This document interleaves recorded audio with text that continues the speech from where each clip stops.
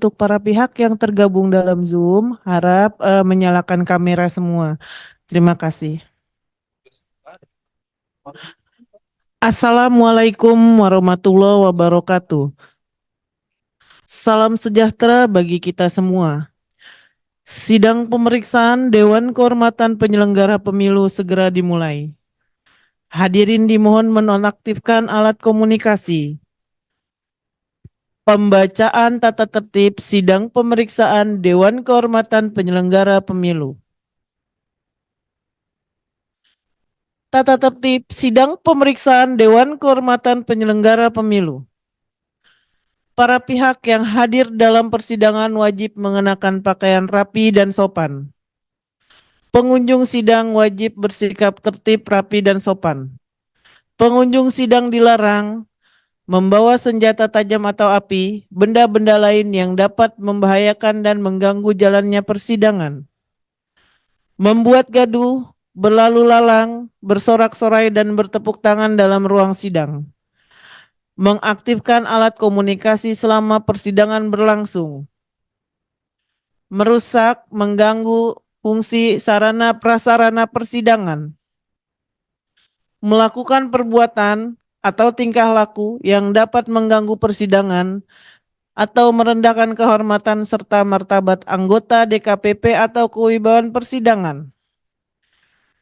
Para pihak dan pengunjung sidang wajib menunjukkan sikap hormat, sopan dan tertib kepada persidangan dan majelis sidang selama pelaksanaan sidang berlangsung. Menunjukkan sikap hormat kepada persidangan dan majelis sidang, termasuk menaati aturan berdiri ketika ketika majelis sidang memasuki dan meninggalkan ruang sidang. Menyanyikan lagu kebangsaan Indonesia Raya.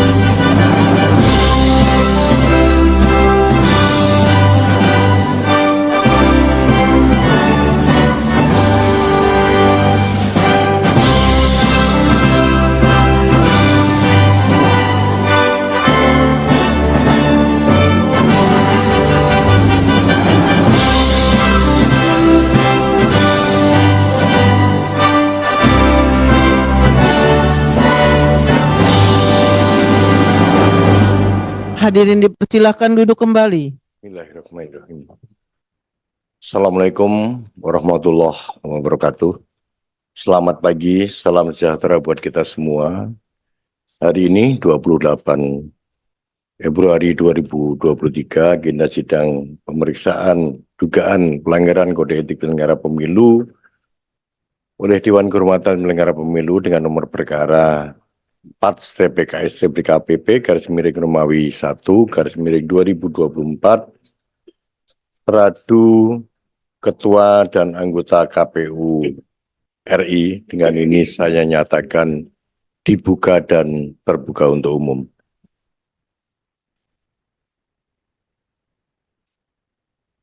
Sidang akan dipimpin oleh saya, Edi Lugito, selaku Ketua Majelis Merangkap Anggota, didamping oleh Ketua Majelis yang mulia Ibu Ratna Dewi Pitalolo, paling ujung. Kemudian Yang Mulia Bapak Ide Wakada Wiarsara Kasandi, Yang Mulia Bapak J. Kristiadi, dan Yang Mulia Bapak Muhammad. Selanjutnya saya persilakan para pihak untuk memperkenalkan diri, mulai dari pengadu. Pengadu hadir secara online ya. Silakan pengadu untuk memperkenalkan diri. Pengadu silakan.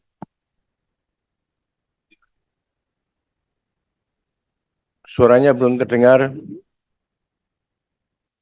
Saudara pengadu, coba audionya dicek. Riko ya, Pak.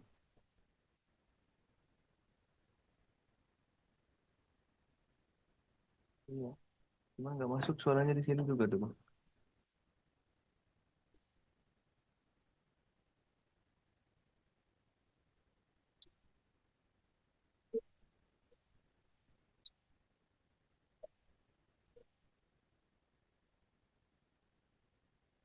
Coba pengadu nggak usah pakai headset, langsung aja ke mic laptopnya. Mungkin headset. Ya, Ya, bisa. Lah ternyata headsetnya yang terganggu. Silakan memperkenalkan ya, diri. terima kasih. Assalamualaikum warahmatullahi wabarakatuh. Selamat siang, Om Swastiastu.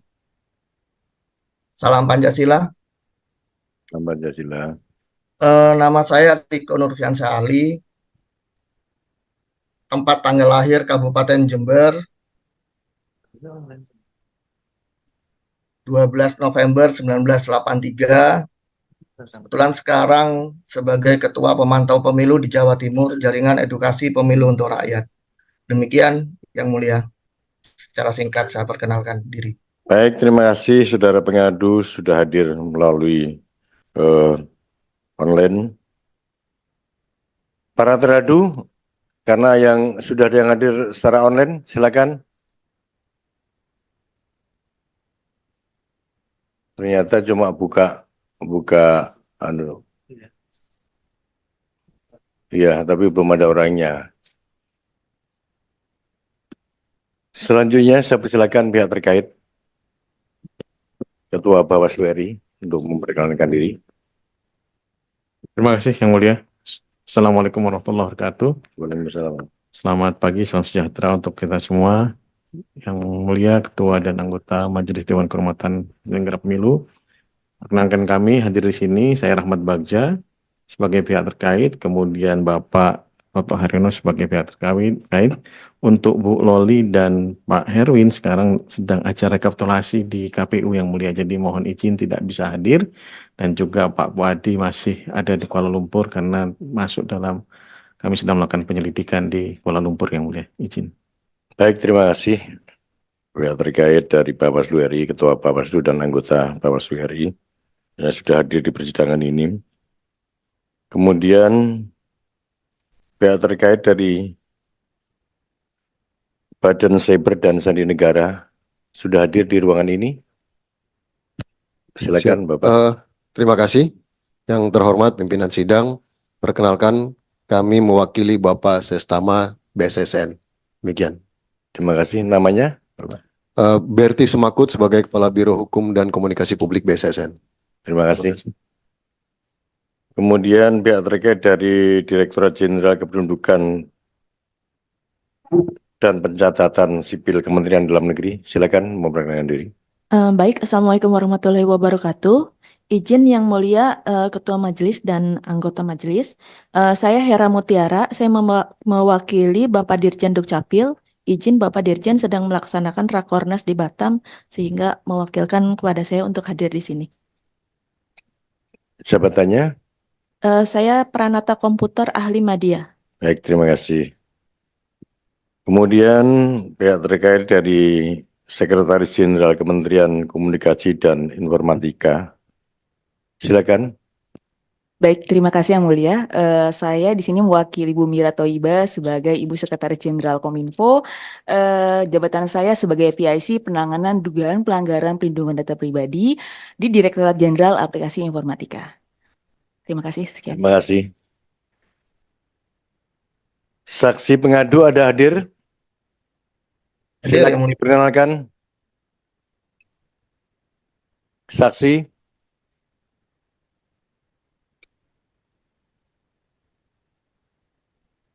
Masih mute, tolong di-unmute. Ya, silakan memperkenalkan diri. Baik, Yang Mulia. Mohon izin, nama saya Aditya, kelahiran Jember 1984. Kami juga pengurus JEPR Provinsi Jatim. Kira-kira begitu, Yang Mulia. Terima kasih. Terima kasih. Saksi yang lain? Satu lagi. Saudara Jauhari, silakan. Hadir ya. Silakan memperkenalkan diri. Baik, Assalamualaikum Yang Mulia. Perkenalkan, nama Waalaikumsalam saya warahmatullahi wabarakatuh. Jauhari. Pekerjaan? Jauhari Jember 8 Juli 1983 Pekerjaan dari sekarang? Jauhari. Pekerjaan sekarang apa? Pekerjaan sekarang wira swasta. Baik, terima kasih. Bagian persidangan tadi mencatat ada kehadiran ahli. Kalau hadir di persidangan ini, saya persilakan untuk memperkenalkan diri. Ahli dari KPU. Silakan Bapak. Silakan. Bismillahirrahmanirrahim. Yang saya hormati Yang Mulia Ketua dan Majelis Hakim. Nama saya Marsudi Wahyu Gesworo. Pekerjaan tetap saya adalah dosen profesor di Universitas Bina Dharma di Palembang di bidang ilmu komputer, dan saya diminta oleh KPU untuk menjadi ahli di persidangan ini. Baik, terima kasih Saudara ahli, silakan duduk.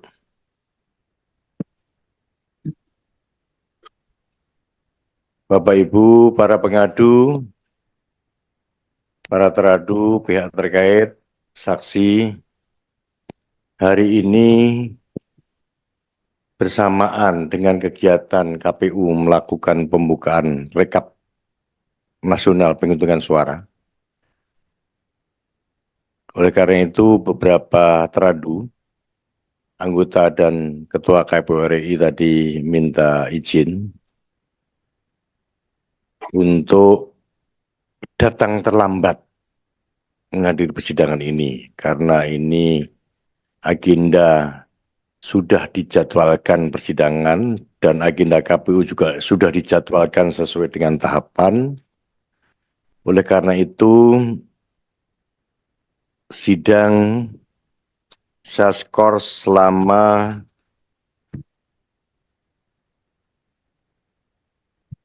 45 menit menunggu kehadiran para teradu. Nanti sidang akan kita lanjutkan. Sidang diskors selama 45 menit. Hadirin dimohon berdiri. Majelis meninggalkan ruang sidang.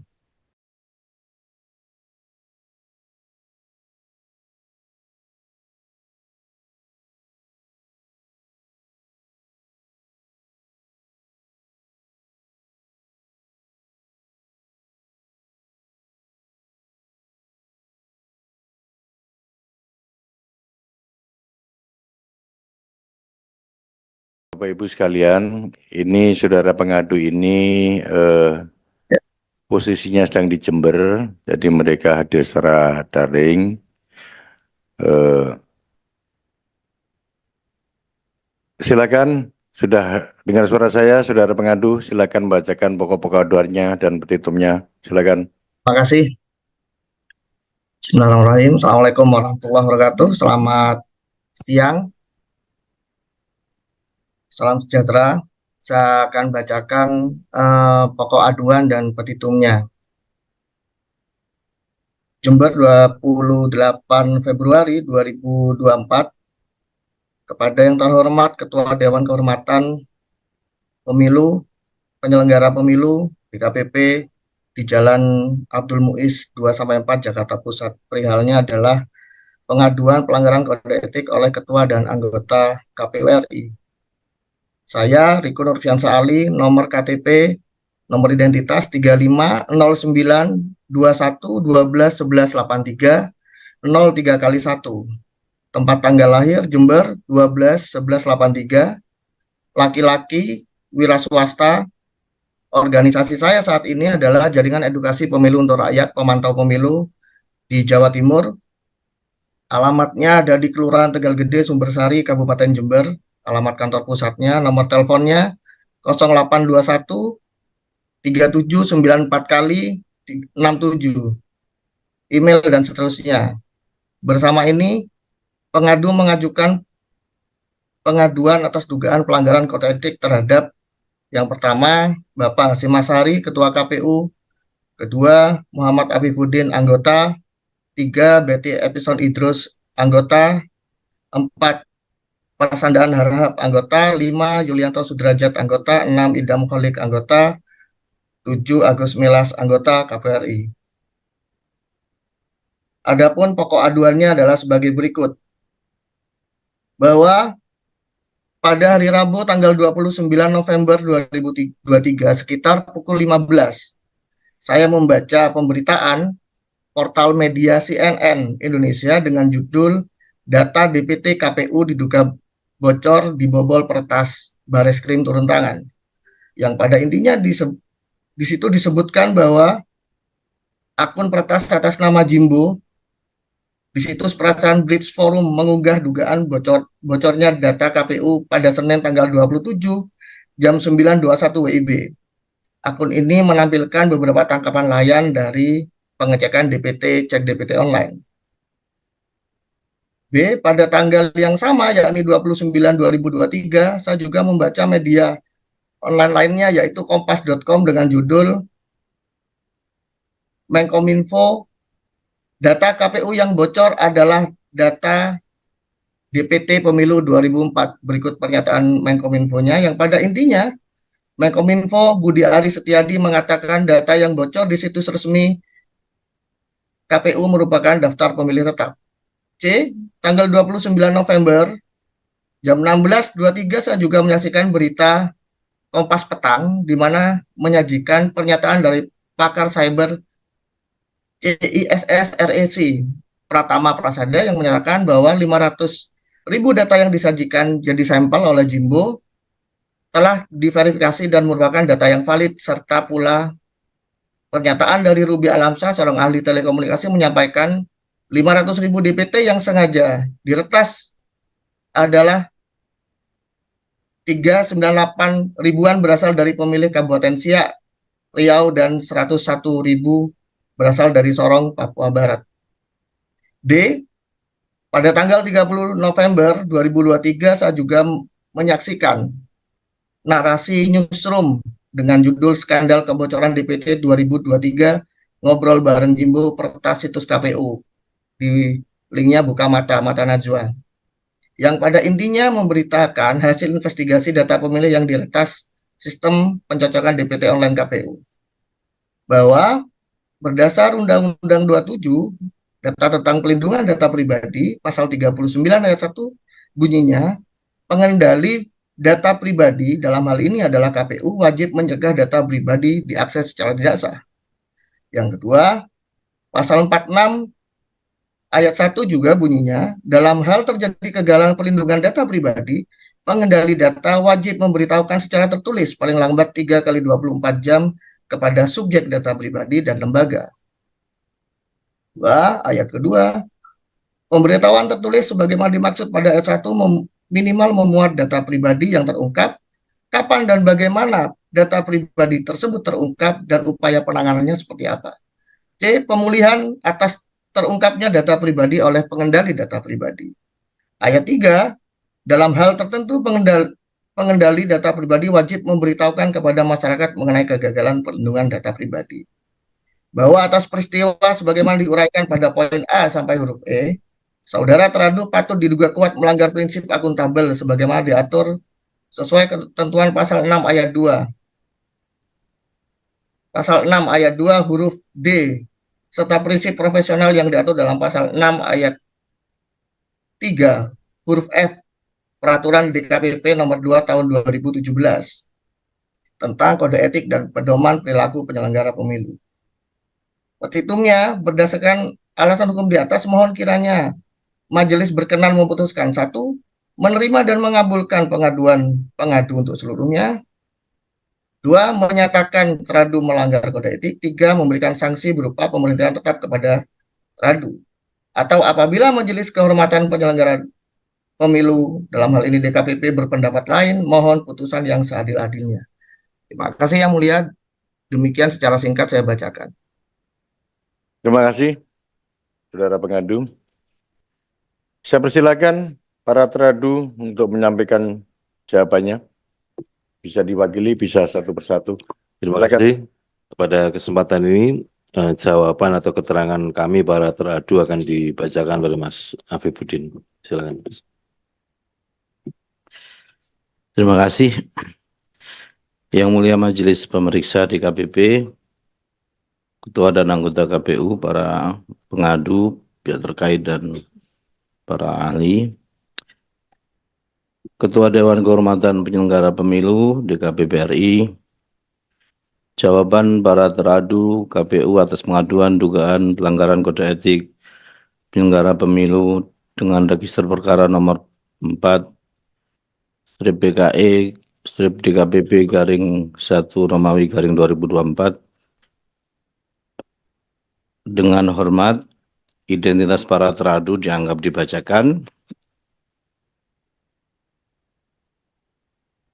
Majelis DKPP yang terhormat, berdasarkan surat panggilan sidang dari DKPP RI nomor 152 garing PS titik DKPP garing set strip 04 garing 1 garing 2024 tanggal 31 Januari 2024, pada pokoknya memanggil Hasyim Asyari dan kawan-kawan ketua dan anggota KPU dalam kapasitasnya sebagai para teradu untuk mendengarkan pokok pengaduan pengadu, jawaban teradu, dan mendengarkan keterangan saksi dan pengaduan dugaan pelanggaran kode etik penyelenggara pemilu dalam pengaduan nomor 181 strip P garing LDKPP garing 12 Romawi garing 2023 yang diregistrasi dengan perkara nomor 4 strip PKI strip DKPP garing 1 Romawi garing 2024 atas nama Riko Nurfiansa Ali yang memberikan kuasa kepada Arifuddin dan kawan-kawan, selanjutnya disebut pengadu. Pertama-tama kami mengucapkan terima kasih atas kesempatan yang diberikan oleh Majelis DKPP kepada para teradu untuk menyampaikan keterangan. Selanjutnya dianggap dibacakan. Pokok aduan pengadu dianggap dibacakan. Majelis DKPP yang terhormat, 2 Romawi mekanisme penyusunan dan pemutahiran data pemilih. 1. Berdasarkan Undang-Undang Republik Indonesia Nomor 7 Tahun 2017 tentang Pemilu, Komisi Pemilihan Umum menerima daftar penduduk potensial pemilu DP4 pada 38 provinsi dan 514 kabupaten kota dari Menteri Dalam Negeri Republik Indonesia. DP4 digunakan KPU untuk disandingkan dengan daftar pemilih tetap pemilu terakhir yang dimutakhirkan secara berkelanjutan dalam menyusun daftar pemilih pada pemilu 2024. 2. Daftar penduduk potensial pemilih pemilu tahun 2024 dan padlock kunci inskripsi DP4 diterima oleh KPU dari Menteri Dalam Negeri pada tanggal 14 Desember 2022 dengan elemen data sebagai berikut. Nomor elemen data dan keterangan dianggap dibacakan. 3. Bahwa berdasarkan Peraturan KPU Nomor 7 Tahun 2023 tentang perubahan atas PKPU Nomor 7 Tahun 2022 tentang penyusunan daftar pemilih dalam penyelenggaraan pemilu dan sistem informasi data pemilih, selanjutnya disebut PKPU Nomor 7 Tahun 2023, pelaksanaan penyusunan daftar pemilih terdapat pada lampiran 1 tentang program dan jadwal kegiatan tahapan penyusunan daftar pemilih dalam penyelenggaraan pemilu. 4. Bahwa berdasarkan PKPU Nomor 7 Tahun 2022 tentang penyusunan daftar pemilih dalam penyelenggaraan pemilu dan sistem informasi data pemilih, selanjutnya disebut PKPU Nomor 7 2022, yang pada pokoknya menjelaskan bahwa pemutakhiran data pemilih dilakukan dengan pencocokan dan penelitian atau coklit yang dilakukan oleh petugas pemutakhiran data pemilih, Pantarlih, dan hasilnya disampaikan kepada Panitia Pemungutan Suara PPS untuk menjadi bahan penyusunan daftar pemilih sementara DPS yang kemudian dilakukan rekapitulasi dan penetapan berjenjang dari PPS panitia pemilihan kecamatan PPK, KPU Kabupaten Kota, KPU Provinsi sampai tingkat nasional oleh KPU. Tahapan berikutnya yaitu DPS diperbaiki berdasarkan masukan dan tanggapan masyarakat dan atau peserta pemilu menjadi daftar pemilih sementara hasil perbaikan atau DPSHP yang kemudian pada tahapan berikutnya diperbaiki oleh PPS, dilakukan rekapitulasi dan penetapan secara berjenjang oleh PPK, KPU Kabupaten Kota, KPU Provinsi tingkat nasional sampai tingkat nasional oleh KPU menjadi daftar pemilih tetap. 5. Bahwa berdasarkan ketentuan pasal 101 Peraturan KPU nomor 7 tahun 2022 yang pada pokoknya mengatur penyusunan daftar pemilih tetap dilakukan oleh KPU Kabupaten Kota berdasarkan formulir model A, daftar perubahan pemilih, kemudian penyusunan dituangkan dalam formulir model A Kabupaten Kota daftar pemilih. 6. Bahwa salinan DPT, berita acara, pleno rekapitulasi dan formulir model A rekap Kabupaten Kota diserahkan kepada KPU Provinsi, Bawaslu Kabupaten Kota, peserta pemilu tingkat Kabupaten Kota, perangkat pemerintah tingkat Kabupaten Kota, atau sebutan lain perwakilan partai politik, peserta pemilu tingkat kecamatan atau sebutan lain melalui PPK dan PPS melalui PPK. Salinan DPT diserahkan dalam bentuk salinan digital. Hal tersebut sebagaimana diatur dalam pasal 105 Peraturan KPU nomor 7 tahun 2022. 7. Bahwa ketentuan pasal 107 ayat 1 dan pasal 108 Peraturan KPU nomor 7 tahun 2022 untuk tingkat provinsi, KPU Provinsi melakukan rekapitulasi DPT berdasarkan formulir model rekap A rekap Kabupaten Kota dituangkan ke dalam formulir model A rekap Provinsi. Kemudian salinan DPT berita acara pleno rekapitulasi dan formulir model A rekap Provinsi disampaikan kepada KPU, Bawaslu Provinsi, peserta pemilu tingkat provinsi dan perangkat pemerintah tingkat provinsi. Salinan DPT sebagaimana maksud disampaikan dalam bentuk salinan digital.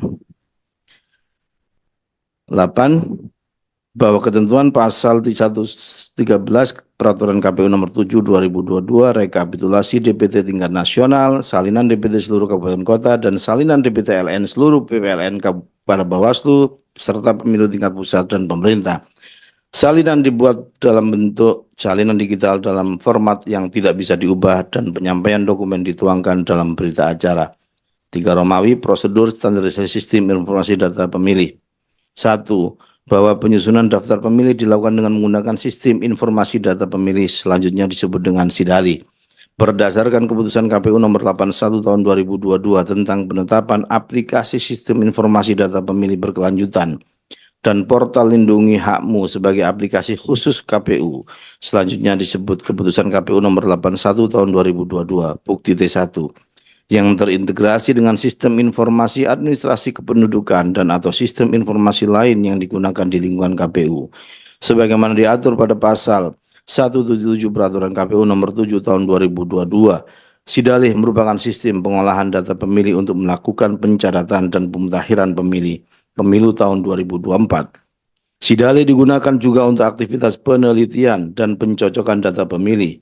SIDALI menggunakan data DP4 dan diverifikasi di lapangan dengan proses coklit.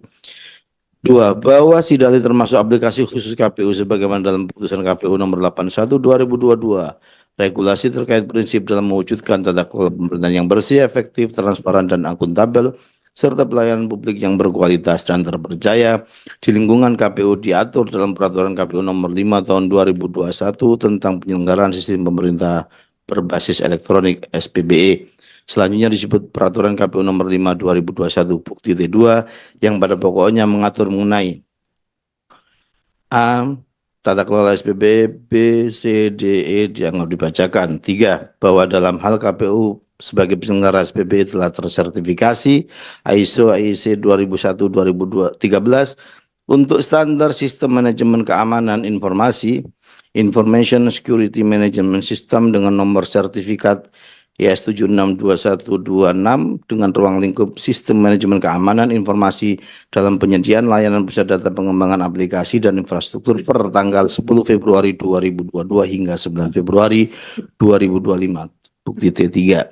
4. Bahwa dalam hal KPU membangun dan atau mengembangkan aplikasi khusus diatur dalam pasal 29 ayat 4 Peraturan KPU nomor 5 tahun 2021 sebagaimana berikut pasal 29 dianggap dibacakan. 5. bahwa Sidali dikembangkan oleh tim developer Institut Pertanian Bogor sebagai penyedia berdasarkan perjanjian kerjasama antara KPU dengan IPB dengan pengembangan aplikasi khusus sistem informasi data pemilih dalam pemilihan umum dan pemilihan tahun 2024. Dalam pengembangan Sidali, pembagian kerja antara KPU dan tim developer IPB adalah sebagai berikut. A. KPU menyediakan server, menyediakan akses VPN, memberikan akses ke dalam virtual machine.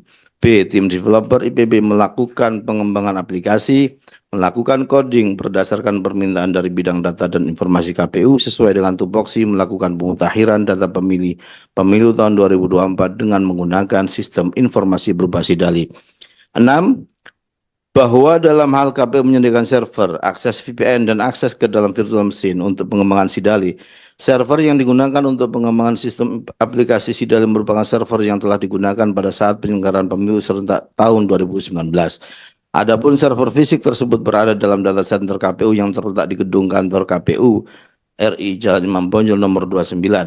Menteng, Jakarta Pusat. Sebagai penanggung jawab terhadap kontrol panel adalah Pusat Data dan Informasi Pusdatin, KPU, dan tim developer IPB.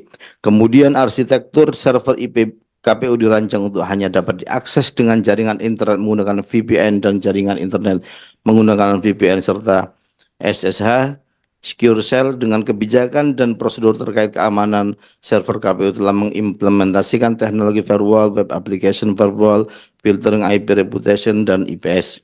7. Bahwa situs dan aplikasi yang dibuat dan dikembangkan oleh IPB untuk KPU berdasarkan pengembangan user wilayah kerja sebagai berikut. A. Untuk KPU Pusat dengan link situs website http://sidali.kpu.go.id.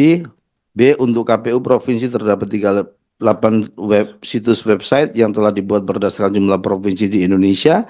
Salah satu contoh situs website Sidali KPU Jawa Barat dengan link situs website http://jabarprov.kpu.go.id. C. Untuk KPU Kabupaten Kota terdapat 514 situs website yang telah dibuat berdasarkan jumlah kabupaten kota di Indonesia. Salah satu contoh situs website Sidali KPU Kabupaten Bogor dengan link situs website bogorkabupaten.kpu.go.id. D. Untuk situs di luar negeri terdapat 128 situs website dengan salah satu contoh dengan link situs website tokyoBPLN.kpu.go.id. 8. Bahwa berdasarkan Peraturan Pemerintah Nomor 71 Tahun 2019 tentang penyelenggaraan sistem dan transaksi elektronik, selanjutnya disebut dengan PP Nomor 71 Tahun 2019 bukti 4 menjelaskan sebagai berikut. Pasal 6 dianggap dibacakan. Nomor 9, nomor 10 dianggap dibacakan. 11, 12, 13 dianggap dibacakan. 4. Romawi, peristiwa illegal akses data Sidali. 1. Bahwa pada hari Senin tanggal 27 November 2023 sekitar pukul 15.00 WIB, KPU mengetahui telah terjadi illegal access yang diduga merupakan data yang dimiliki oleh KPU melalui forum dengan link http://breakforum.is. Dalam forum tersebut, akun bernama Jimbo menyampaikan klaim telah memiliki 252.327.304 data yang bersumber dari Sidali yang menjualnya di forum situs online. 2. Berdasarkan informasi yang terdapat pada hasil tangkap layar situs tersebut, bukti T9, data yang diduga dicuri oleh seseorang dengan nama akun Jimbo adalah sebagai berikut. Dianggap dibacakan. 3. Bahwa setelah KPU mengetahui telah terjadi illegal access yang diduga bersumber dari Sidali, KPU segera melakukan tindak lanjut dan mitigasi terkait informasi tersebut dengan melakukan beberapa hal sebagai berikut. A. Melakukan pengecekan terhadap sistem informasi via Trade Armor terhadap Sidali. B. Menonaktifkan akun pengguna Sidali dengan sebagai upaya penanganan peretasan lebih lanjut. C. Berkoordinasi dengan BSSN, BYN, Barreskrim Polri, tim pengembang Sidali, dan instansi terkait lainnya untuk mendapatkan data dan bukti digital. D. Menganalisis log akses, user management, dan log lain baik dari aplikasi maupun server. Dan E. Secara paralel melakukan update terhadap aplikasi yang meliputi pengalihan fitur register ke admin, penambahan user hanya dilakukan oleh admin KPU Pusat. menambahkan fitur upload ke surat tugas.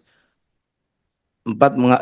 Menghapus fitur ubah role dan wilayah pengguna. Dan 5. Menambahkan security model CAPTCHA dan two factor authentication. 5. Romawi, upaya para teradu terhadap peristiwa illegal access data Sidali. 1. Bahwa pada hari Selasa tanggal 28 November 2023 setelah melakukan penonaktifan seluruh akun pengguna Sidali, para teradu menonaktifkan sementara seluruh layanan dan melakukan reset password terhadap akun Sidali.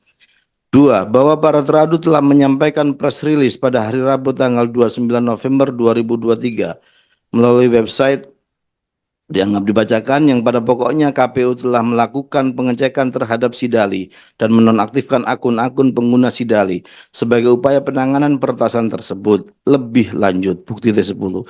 3. Bahwa para teradu pada hari Rabu tanggal 29 November 2023 memanggil tim pengembang Sidali untuk melakukan koordinasi bersama dengan tim gugus tugas keamanan siber teknologi informasi dan komunikasi KPU yang terdiri dari elemen KPU, Bareskrim, Polri, BSSN, BIN, dan Kementerian Komunikasi dan Informatika Republik Indonesia. Hal ini dilakukan untuk membedah aplikasi Sidali, sistem keamanan yang diterapkan, dan log yang tersedia. Bukti T11. Dalam pertemuan tersebut dilakukan juga beberapa kegiatan yaitu A. Mencari potensi celah keamanan yang digunakan. B. BIN memaparkan potensi celah keamanan pada Sidali. C. Pengambilan log dan menyusun keterangan. 4. Bahwa dalam pertemuan sebagaimana diuraikan pada angka 3, diketahui aktivitas yang diduga illegal access tidak menggunakan jaringan melalui VPN, tetapi jaringan internet, dan akses tersebut tidak tercatat pada log firewall. Berdasarkan hasil analisa terkait cara peretasan, pelaku yang diduga melakukan peretasan terhadap aplikasi Sidali melakukan legitimate pengubahan status akun, lalu pelaku masuk ke masing-masing portal Sidali KPU Kabupaten Kota dan mengambil data dari fitur aplikasi Sidali. 5.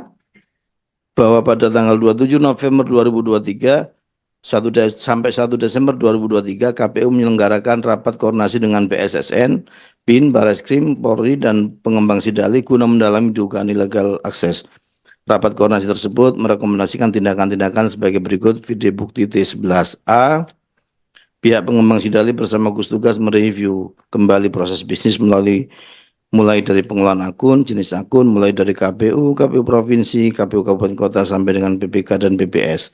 Melihat manajemen akun, mengidentifikasi manajemen pengelolaan data pemilih dari tingkat KPU RI sampai dengan KPU Kabupaten Kota, serta mengidentifikasi proses bisnis pengembangan sistem development life cycle dari Sidali. B.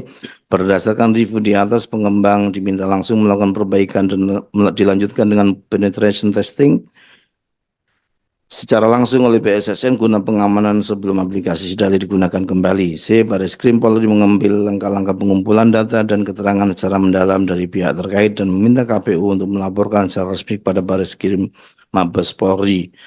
6.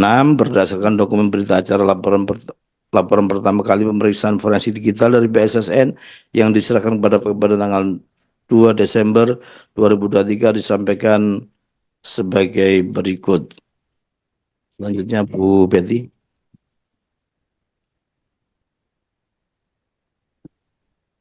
Berdasarkan dokumen berita acara laporan pertama hasil pemeriksaan forensik digital BSSN yang diserahkan kepada KPU pada tanggal 2 Desember 2023 disampaikan sebagai berikut.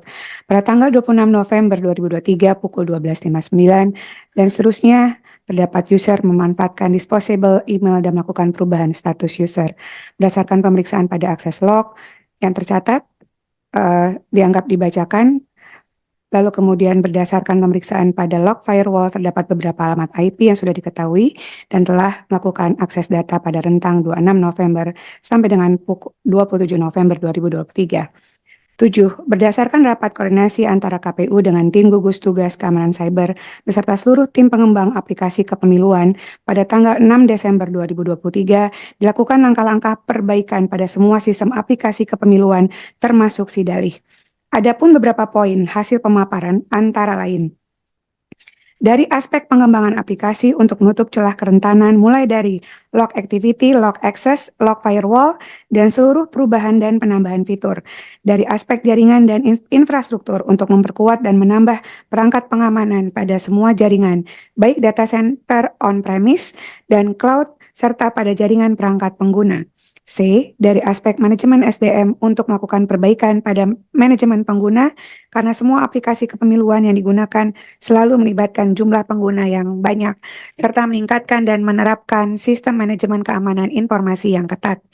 Berdasarkan surat nomor 8, berdasarkan surat dari BSSN kepada KPU tertanggal 11 Desember 2023 bukti T13 telah dilaksanakan kegiatan ITSA pada KPU terkhususnya pada Sidalih dengan tanggal pengujian 29 November sampai dengan 7 Desember 2023 dengan teknik pengujian gray box testing, pengujian terhadap perilaku input dan output dari perangkat lunak dengan mengetahui secara terbatas sistem di dalamnya. Telah dilakukan remediasi terhadap kerentanan yang ditemukan pada Sidalih pada jenis kerentanan admin approval bypass dan privilege escalation, dan B pada jenis kerentanan possible brute force upaya peretas untuk membobol situs dan menebak dengan melakukan pemasangan fitur CAPTCHA dan two-factor authentication. 9. Bahwa terhadap surat dari BSSN pada angka 8, para teradu inkasu KPU menyampaikan surat nomor 61 dan seterusnya perihal penyampaian laporan perbaikan ITSA yang pada pokoknya telah melakukan perbaikan hasil ITSA yang dimaksud. Bahwa nomor 10, bahwa sebagai upaya maksimal untuk mengidentifikasi pelaku, para teradu telah melakukan pelaporan kepada kepolisian dengan nomor laporan polisi LPB 393 dan seterusnya pada tanggal 5 Desember untuk melakukan penyelidikan lebih lanjut. 11. Bahwa para teradu telah melakukan perlindungan data pribadi dari pemrosesan tidak sah dengan melakukan pencegahan, melakukan sistem keamanan sebagaimana dimaksud pada pasal 38 dan pasal 39 pada Undang-Undang Nomor 27 Tahun 2022 tentang Perlindungan Data Pribadi, selanjutnya disebut dengan Undang-Undang 27 2022 yang pada pokoknya mengatur pasal 38 dan pasal 39 dianggap sudah dibacakan. Bahwa berdasarkan dalil pengadu berdasarkan pasal 46 Undang-Undang 27 Tahun 2022 yang mengatur pasal 46 dan seterusnya dianggap kami sudah bacakan, pengadu menilai dikarenakan terjadi dugaan kegagalan pelindungan data pribadi, maka para teradu sebagai pengendali data pribadi wajib menyampaikan pemberitahuan secara tertulis. Namun demikian, jikalau memang terjadi kegagalan pelindungan data pribadi kuat non berdasarkan pasal 50 Undang-Undang 27 Tahun 2022, ketentuan menyampaikan pemberitahuan secara tertulis tersebut dikecualikan untuk kepentingan umum dalam rangka penyelenggaraan negara. 13. Bahwa teradu telah melakukan upaya perlindungan dan pencegahan terhadap data yang terdapat dalam Sidalih sebagaimana diuraikan pada Romawi 2 sampai dengan Romawi 5. Para teradu telah pula melakukan berbagai upaya sesuai peraturan perundang-undangan dalam menghadapi adanya dugaan illegal access dengan bersikap profesional dan akuntabel. Bahwa karenanya para teradu berpandangan dalil-dalil aduan pengadu dalam perkara akuo adalah dalil yang tidak berdasar, sehingga terdapat cukup alasan bagi Majelis DKPP RI yang terhormat untuk menolak seluruh dalil-dalil pengadu dalam perkara akuo. Kesimpulan para teradu terhadap dalil aduan pengadu. 1. Bahwa teradu telah dengan jelas dan tegas menguraikan argumentasi untuk menjawab, menjelaskan, dan atau membantah dalil-dalil aduan pengadu sebagaimana yang para teradu susun dalam poin 2 sampai dengan poin 5 tersebut di atas.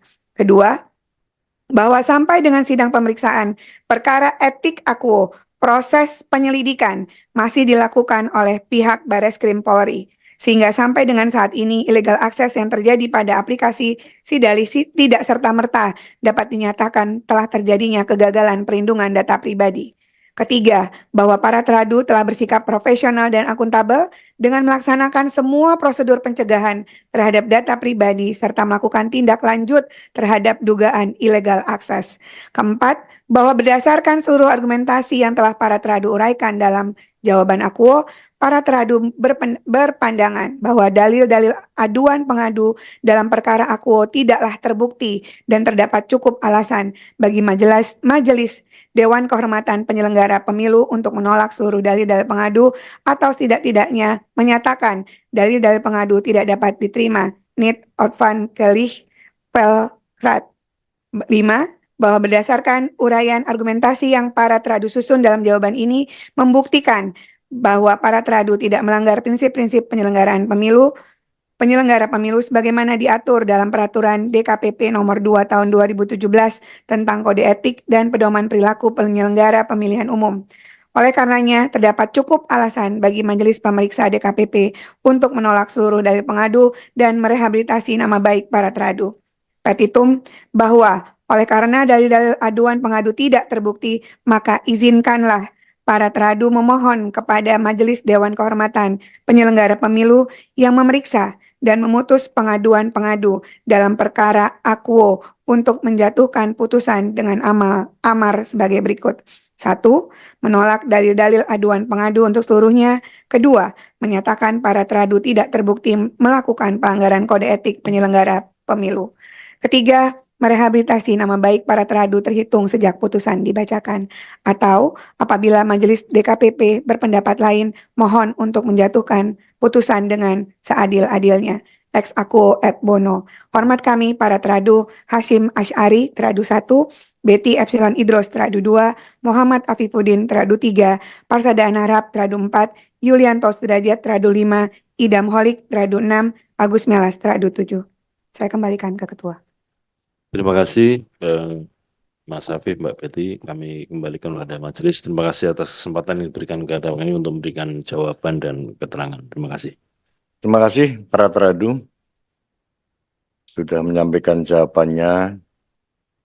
Saya cuma ingin mengkonfirmasi karena jawaban tertulis ditandatangani oleh 7 anggota, salah satu yang belum tanda tangan adalah Saudara Idam Khalid. Ya, apakah Saudara setuju dengan setuju? Ya. Mohon. Semuanya belum ditandatangani, baik yang di daftar alat bukti Saudara Idam Khalid belum tanda tangan ya. Izin majelis, Ya. izin Ketua.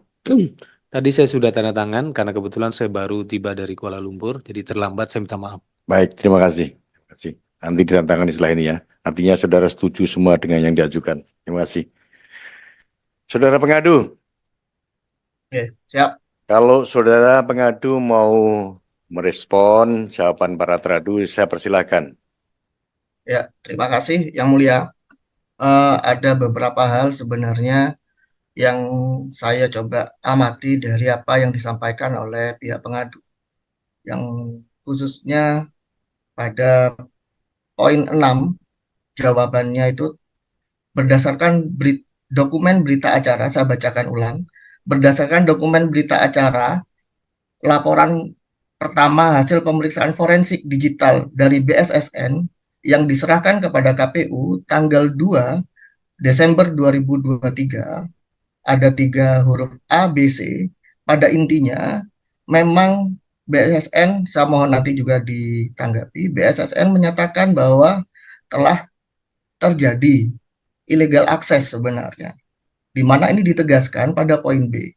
Pada pemeriksaan pada akses log terdapat akses data ke server rentan waktu 26 November pukul 12.59 detik ke 40 WIB sampai 23.59 dan 27 November 2003 pukul 00 detik ke 13 WIB sampai 16 dengan jumlah data yang didownload sebesar 22, sekian GB. Poin C, berdasar pemeriksaan pada log firewall, terdapat beberapa alamat IP yang sudah diketahui dan telah dilakukan akses pada rentang 26 sampai 27 November. Hari ini berkorelasi dengan pemberitaan yang kami terima bahwa tanggal 27 sekitar 15 ada 200 sekian juta DPT yang terakses. Yang selanjutnya ada contoh memang 500.000. Mohon maaf Yang Mulia tidak kami jadikan alat bukti karena kami pikir-pikir apakah ini kami jadikan alat bukti atau tidak. Kami bahkan memperoleh dalam format CSV dan sudah kami format dalam bentuk Excel data contoh 500.000 DPT yang diduga itu bocor. Sayangnya sekarang cek DPT online tidak bisa difungsikan. Namun jika kita recheck kembali pemberitaan, bisa dicek misalnya di programnya Niluh Kompas TV yang pernah ditayangkan. Saya coba buka data saya. Di situ disebutkan, bahkan diuji apakah data yang didownload bisa didownload gratis oleh semua pihak itu benar bisa dicek dalam situs web DPT online. Ternyata memang jika kita recheck data yang ada NIK, NKK, kalau kita masukkan ke cek DPT online, data tersebut bisa diketahui dan nama TPS-nya sama persis. Nah, ini yang menjadi catatan saya. Yang selanjutnya, saya coba membaca jawaban dari, walaupun belum dibacakan, saya coba melompat sedikit, saya baca jawaban pihak terkait yaitu Bawaslu. Di poin 13, Bawaslu menyatakan bahwa terjadi kebocoran data. Namun, Bawaslu tidak memiliki akses terhadap SIDALIH. Mengapa ini penting saya ungkapkan? Karena sepengetahuan saya, daftar pemilih tetap yang mengandung NIK dan NKK itu adalah data yang dikecualikan. Saya sebagai subjek data pribadi patut merasa khawatir. Data saya juga bocor. Patut merasa khawatir. Dan jika sudah di dalam data yang dalam bentuk CSV yang 500.000 itu ada nomenklatur TPS, tidak ada lain dan tidak ada bukan, dugaan kami hanya KPU yang memiliki. Lah ini sebenarnya yang menjadi dasar kami mengajukan gugatan. Padahal dalam pasal 14 Undang-Undang 7 2017, KPU itu wajib mengelola dan memelihara apa? Arsip atau dokumen. Pertanyaannya kepada KPU, apakah data elektronik dalam bentuk DPT tidak termasuk data atau arsip yang harus dipelihara. Dipelihara dalam hal ini dijaga. Sehingga saya sebagai pihak ketiga bisa memperoleh. Sehingga banyak pihak, kalau kita lihat dalam pemberitaan, semua sudah mengajukan uji terhadap sekurang-kurangnya 500 data yang disebar secara gratis itu bisa diakses melalui cek DPT online dan benar adanya. Lah sekitar ada 200 juta lebih. Lah ini menjadi kekhawatiran kami yang mulia. Tidak lain dan tidak bukan memang untuk perbaikan khususnya penjagaan data pribadi. Yang kita tahu sebelum 2024 KPU juga terkena isu yang sama. Itu sementara yang mulia. Baik, terima kasih Saudara pengadu. Para teradu, saya persilakan untuk menjawab atau merespon dari pengadu tadi. Silakan.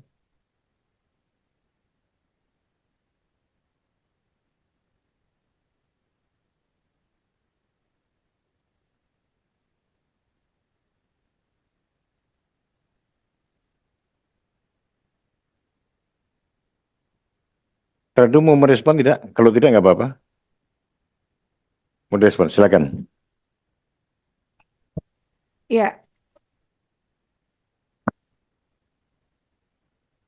Ya, yang terhormat, bahwa dugaan yang disampaikan oleh pengadu terkait dengan illegal access pada poin 6, kami sudah bacakan dokumen berita acara, laporan pertama hasil pemeriksaan forensik digital dari BSSN yang tadi sudah dibacakan juga, ada alat bukti dengan disamakan persis.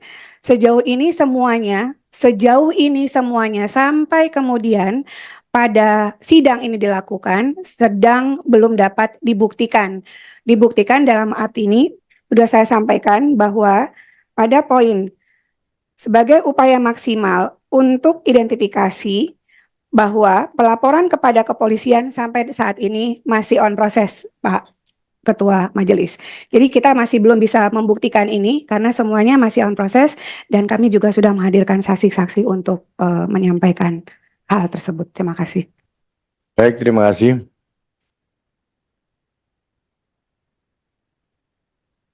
Pengadu masih mau merespon jawaban teradu? Kalau tidak selanjutnya akan saya beri kesempatan kepada pihak terkait. Sementara Pihak tidak, terkait Yang Mulia. biar dari Bawaslu biar tidak ngantuk Ketua Bawaslu. Saya persilakan untuk menyampaikan keterangannya tadi sudah disinggung oleh pengadu. Saya persilakan pihak terkait dari Bawaslu RI untuk menyampaikan keterangannya. Silakan. Terima kasih Yang Mulia. Kami bacakan saja. Ya, silakan. Tidak semuanya, tapi mungkin pointernya saja Yang Mulia. Baik, silakan.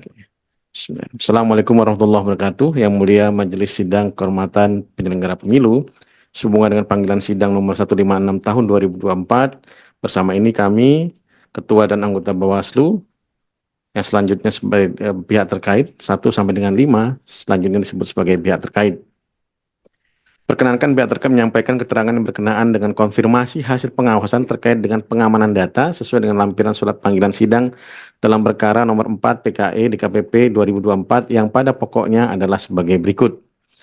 Bawaslu bertugas mengawasi menurut ketentuan pasal 93 huruf D angka 1, Bawaslu bertugas mengawasi pelaksanaan tahapan penyelenggaraan pemilu yang salah satunya terdiri atas pemutahiran data pemilih dan penetapan daftar pemilih sementara serta daftar pemilih tetap. Bahwa berdasarkan ketentuan pasal 218 Undang-Undang Pemilu mengatur terkait sistem informasi data pemilih yang digunakan oleh Komisi Pemilihan Umum dalam menyediakan data pemilih, daftar pemilih sementara, dan daftar pemilih tetap yang berbunyi sebagai berikut. Dianggap dibacakan. Oleh karena itu, sungguhnya KPU dan KPU Kota yang memiliki kewajiban memelihara dan memutakhirkan data pemilih. Bahwa berdasarkan ketentuan pasal 2 Peraturan Badan Pengawas Pemilu nomor 4 tahun 2023 tentang pengawasan pemutakhiran data dan penyusunan daftar pemilih dalam pemilihan umum, selanjutnya disebut sebagai Perbawaslu nomor 4 tahun 2023, pengawasan Bawaslu terkait pemutakhiran data dan penyusunan daftar pemilih adalah sebagai berikut. Bawaslu Provinsi, Bawaslu Kabupaten Kota, Panwas Kecamatan, dan Panwas Kelurahan Desa melakukan pengawasan atas pelaksanaan pemutakhiran data pemilih, penyusunan dan pengumuman DPS, perbaikan dan pengumuman DPS HP, penetapan dan pengumuman DPT, DPTB, dan rekapitulasi DPT. Bawaslu dan Panwaslu LN melakukan pengawasan atas pelaksanaan pemutakhiran data pemilih luar negeri, penyusunan dan pengumuman DPS LN, perbaikan dan pengumuman DPS HP LN, penetapan dan pengumuman DPT LN, DPTB LN, dan rekapitulasi DPT LN. Pelaksanaan pengawasan sebagai dimaksud pada ayat 1 dan ayat 2 juga dilakukan terhadap pembentukan pantali, coklit, penyusunan daftar pemilih di lokasi khusus, penyusunan DPK atau DPKLN, penyusunan daftar pemilih pemilu presiden dan wakil presiden putaran kedua, dan penggunaan sistem informasi data pemilih. Bahwa Bawaslu melakukan tugas pengawasan sesuai dengan ketentuan pasal 57 Perbawaslu nomor 4 tahun 2023. Dianggap dibacakan. Kemudian bahwa dalam rangka melakukan tugas pengawasan terhadap penggunaan sistem informasi data pemilih dalam pemutakhiran data pemilih dan penyusunan daftar pemilih sesuai dengan Undang-Undang Pemilu dan Perbawaslu, pihak terkait menyampaikan surat kepada KPU RI melalui surat nomor 160 tahun 2023 tertanggal 20 Februari 2023 perihal penyampaian data pemilih dan akses sidalih video bukti PT1 yang pada pokoknya agar menyampaikan akses data kepada Bawaslu berupa data by name by address hasil penyandingan data pemilih tetap pemilu dan pemilihan terakhir dan yang dimutakhirkan secara berkelanjutan dengan DP4 untuk selanjutnya dijadikan bahan dalam melakukan pemutakhiran yang dituangkan dalam formulir model A daftar pemilih. Hasil rekapitulasi dan data by name by address daftar pemilih sementara, hasil rekapitulasi dan data by name by address daftar pemilih tetap DPT, dan akses sidalih. Bahwa nomor 6, bahwa oleh karena pihak terkait belum mendapatkan akses dari KPU RI sebagaimana yang dimintakan melalui surat nomor 160, pihak terkait kembali mengirimkan surat kepada KPU RI melalui surat nomor 222 tahun 2023 tanggal 24 Maret perihal permintaan akses sidalih yang pada pokoknya menindaklanjuti arahan Presiden RI pada konsolidasi nasional Bawaslu tanggal 17 Desember berkenaan dengan tugas Bawaslu untuk melakukan fokus dalam menyiapkan langkah-langkah pencegahan dan pengawasan tahapan pemutakhiran data pemilih, salah satunya dengan berkoordinasi dengan pihak terkait. Hasil RDP pada tanggal 24 Januari 2023, Bawaslu berkomitmen untuk melakukan pengawasan melalui analisis data, diantaranya dengan memperoleh akses data pemilih dan akses informasi data pemilih terhadap daftar pemilih. dalam rangka efektivitas tugas pengawasan Bawaslu dalam memastikan akurasi dan validitas data dan daftar pemilih pada pemilu tahun 2024, meminta KPU RI menyampaikan akses sidalih kepada Bawaslu. Bahwa dalam rangka menjalankan tugas pencegahan, pihak terkait menyampaikan surat nomor 232 tahun 2023 perihal imbauan pada tanggal 30 Maret 2023 yang pada pokoknya melaksanakan penyusunan DPS dengan memperhatikan ketaatan terhadap prosedur dan jadwal, melakukan penginputan data pemilih, hasil pemungutan data pemilih ke dalam sidalih secara cermat dan dapat diuji validitas dan keakurasinya, memperbaiki akurasi data pemilih khususnya kategori pemilih, salah penempatan TPS, pemilih yang meninggal, pemilih tidak dikenal, pemilih di bawah umur, pemilih bukan penduduk setempat, pemilih prajurit TNI, dan pemilih anggota Polri. Melakukan sosialisasi kepada masyarakat untuk memeriksa status hak pilihnya. Bahwa setelah pihak terkait menyampaikan surat sebagaimana dimaksud angka 6, KPU RI menjawab melalui surat 322 tanggal 6 April 2023 pada jawaban permintaan akses sidalih yang pada pokoknya memberikan akses sidalih kepada pihak terkait berupa laman akses http sidalih.kpu.go.id serta username dan password yang diberikan melalui flash disk. Bahwa pihak terkait selanjutnya mengeluarkan surat edaran Badan Pengawas Pemilu nomor 26 tahun 2023 tentang penyampaian akses sidalih KPU yang pada pokoknya menyampaikan akun sidalih dan penggunaan akun sidalih kepada Panwasli Provinsi Aceh, Bawaslu Provinsi, dan Panwasli Bawaslu Kabupaten Kota seluruh Indonesia serta Panwaslu luar negeri. Bukti PT 5. Bahwa sampai dengan tanggal 2 Oktober 2023 setelah dilakukan pencermatan, data yang dapat diakses oleh pihak terkait meliputi data DPT dalam negeri secara rinci, data total Kabupaten Kota, Kecamatan, Kelurahan, TPS, TPSN, TPS KSK, TPS POS, serta total PPLN. Terhadap data DPT secara rinci terdiri dari rekapitulasi jumlah pemilih aktif, rekapitulasi jumlah pemilih tersaring, rekapitulasi jumlah pemilih baru dan ubah data, dan rekapitulasi jumlah pemilih disabilitas.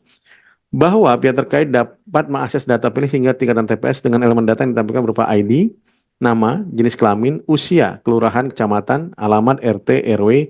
Adapun elemen data yang ditampilkan untuk Bawaslu dalam sidalih tidak terdapat nomor induk kependudukan, pekerjaan, dan status masih hidup atau meninggal. Padahal hal tersebut penting dalam melaksanakan tugas pengawasan untuk memastikan akurasi data pemilih. Video bukti PT 6. Bahwa pihak terkait telah melakukan tugas pengawasan yang dicatat dalam formulir model A laporan pengawasan nomor 83.1 tahun 2023 tanggal 29 November 2023 video bukti PT 7 terkait kebocoran data DPT yang pada pokoknya berisi sebagai berikut. Bahwa Bawaslu tidak memiliki instrumen untuk menentukan adanya dugaan pelanggaran yang disebabkan dari dugaan adanya kebocoran data DPT. Bawaslu memandang untuk menentukan adanya kebocoran data DPT menjadi tugas dan undang-undang lembaga terkait yang memiliki kompetensi dan instrumen di bidang keamanan data. Bahwa setelah terjadi kebocoran data DPT berdasarkan hasil pengawasan yang dilakukan oleh pihak terkait sampai dengan tanggal 26 Februari tahun 2024, pihak terkait belum dapat akses sidalih melalui akun sidalih yang dimiliki oleh Bawaslu. Video bukti PT 6. Demikian keterangan pihak terkait yang kami sampaikan kepada Yang Mulia Majelis Dewan Kehormatan Penyelenggara Pemilu, ditandatangani oleh pihak terkait, seluruh pihak terkait, Rahmat Bagja, Loli Suhenti, Puadi, Herwin Malonda, dan Toto Haryono. Terima kasih Yang Mulia dapat kami sampaikan. Assalamualaikum warahmatullahi wabarakatuh. Waalaikumsalam warahmatullahi wabarakatuh. Terima kasih, Saudara Ketua Bawaslu RI. Dalam hal ini hadir sebagai pihak terkait yang sudah menyampaikan keterangannya. Selanjutnya saya minta keterangan dari pihak terkait Badan Cyber dan Sandi Negara. Saya persilakan. Terima kasih Yang Mulia. Yang Mulia, Ketua dan anggota sidang yang kami hormati, Bapak Ibu yang hadir dalam sidang ini, Assalamualaikum warahmatullahi wabarakatuh.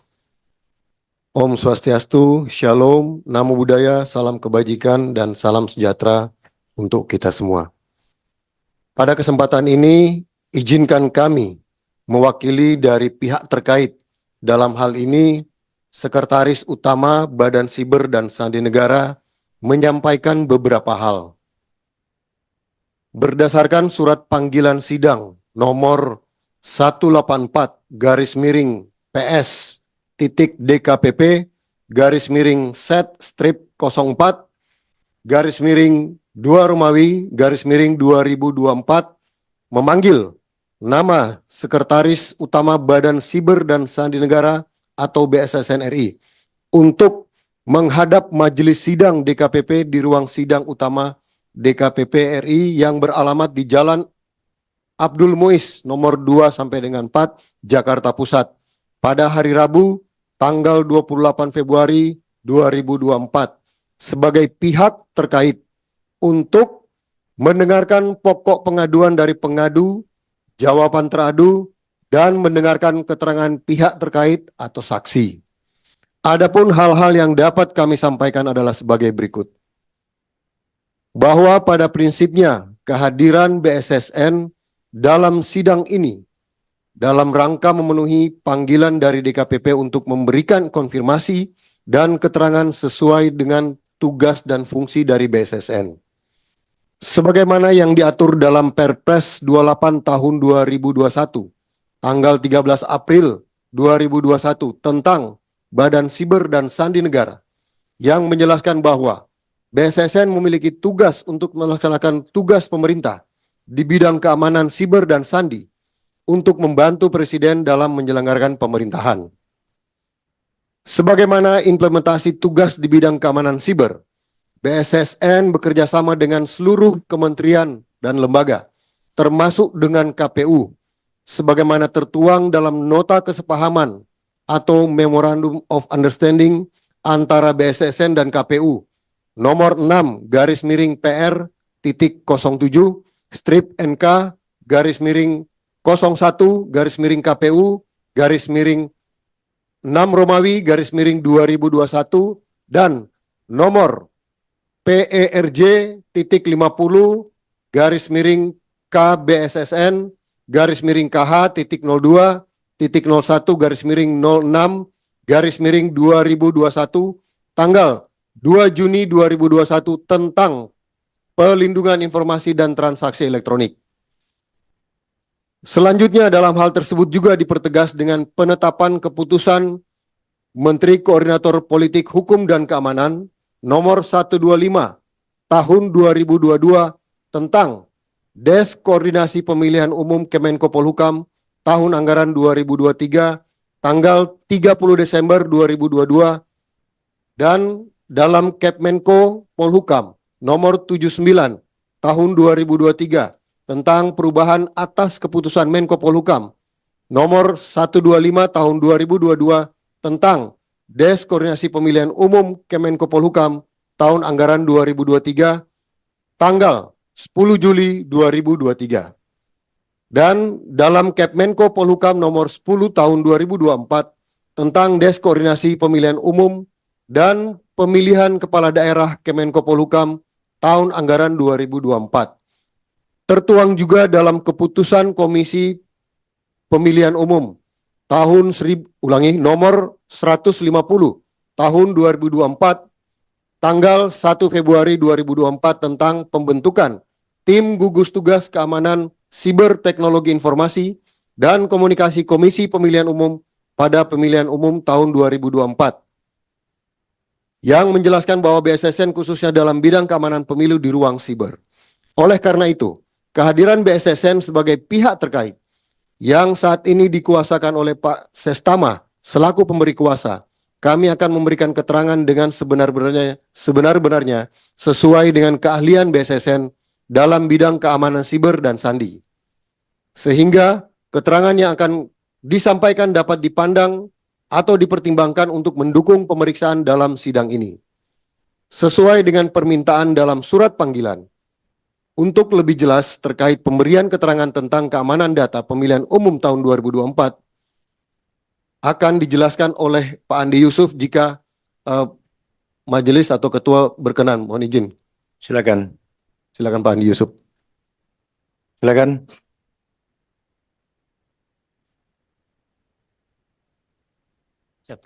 Izin Silakan kami. duduk. Siap. Terima kasih. Ini keterangan dari BSSN ya. Ya. Terima kasih Majelis DKPP yang mulia Ketua, izin melanjutkan keterangan berdasarkan dasar peraturan yang telah disampaikan sebelumnya. Badan Siber dan Sandi Negara membentuk Satgas Pengamanan Siber dan Sandi untuk pengamanan pemilu 2024 dan Pilkada 2024. Salah satunya yaitu Satgas Operasi Keamanan Siber yang mempunyai tugas melaksanakan monitoring, identifikasi, proteksi, deteksi, penanggulangan dan pemulihan terhadap aset siber KPU RI. Adapun objek yang diamankan terdiri dari perangkat ataupun PC atau laptop dan server, kemudian aplikasi dan jaringan. Pengamanan lingkup jaringan meliputi monitoring anomali traffic pada Internet Gateway, monitoring anomali traffic pada jaringan KPU pusat, serta KPU daerah. Selain itu, BSSN melakukan monitoring terhadap pengamanan terhadap potensi serangan DDoS melalui DDoS Protection. Kemudian pengamanan lingkup aplikasi meliputi pengujian kerentanan melalui kegiatan IT Security Assessment terhadap aplikasi milik KPU. Fokus aplikasi yang diamankan terkait dengan 7 aplikasi prioritas, yaitu yang pertama, Sistem Informasi Politik atau SIPOL. Yang kedua, Sistem Informasi Publikasi Pemilu atau Info Pemilu. Yang ketiga, Sistem Informasi Data Pemilih atau SIDALI. Yang keempat, Sistem Informasi Pencalonan atau SILON. Yang kelima, Sistem Informasi Logistik atau SILOG. Yang keenam, Sistem Informasi Dana Kampanye atau SIK-DK. Yang ketujuh, Sistem Informasi Rekapitulasi Suara atau SIREKAP. Selain itu, BSSN melakukan patroli siber di dark web terkait dengan data exposure yang disebabkan malware pencuri data yang menargetkan pengguna aplikasi tersebut dan tentunya berdampak pada aplikasi tersebut. BSSN juga melakukan pengamanan terhadap potensi serangan aplikasi web melalui website application firewall. Kemudian pengamanan lingkup perangkat meliputi pemasangan perangkat Endpoint Detection Response atau disingkat EDR pada 15 server milik KPU dan 552 perangkat endpoint pada KPU pusat dan KPU daerah. Adapun terkait spesifik dengan pengamanan siber pada data pelaksanaan pemilu 2024, link pengamanan yang dilakukan pada perangkat server terkait, aplikasi terkait, dan jaringan. Untuk memudah kami sampaikan dalam bentuk timeline, dalam penyampaian narasi timeline. Yang pertama, pada bulan Maret 2023, BSSN melakukan kegiatan berupa pelaksanaan IT Security Assessment dan pengiriman notifikasi ancaman. Adapun detail kegiatan, pertama, tanggal 3 Maret 2023, dilakukan pengujian kerentanan terhadap aplikasi SIDALI. Adapun laporan temuan kerentanan dan rekomendasi perbaikan telah disampaikan kepada KPU. Yang kedua, tanggal 3 Maret 2023, dilakukan pengiriman notifikasi hasil patroli siber pada dark web. Hasil deteksi dan rekomendasi tindak lanjut telah disampaikan kepada KPU pada tanggal 6 Maret 2023 melalui presentasi temuan kepada pihak KPU secara langsung. Kemudian yang kedua, bulan Juni 2023, BSSN melakukan pemasangan perangkat Endpoint Detection Response pada perangkat server. Adapun detail kegiatan, poin A, tanggal 14 Juni 2023 dilakukan pemasangan EDR pada 4 server terkait aplikasi SIDALI. 2 server pada load balancer dan 2 server pada API. Kemudian poin ketiga, bulan Agustus tahun 2023, BSSN melakukan forum group discussion teknis kaitannya dengan percepatan perbaikan aplikasi. Dengan detail kegiatan yaitu, poin A, tanggal 23 Agustus 2023, dilakukan inisiasi percepatan perbaikan aplikasi dengan mengundang KPU agar tindak lanjut perbaikan berjalan optimal. Poin 4, bulan November 2023, BSSN melakukan deteksi publikasi data exposure oleh pelaku kejahatan dan melakukan mitigasi insiden.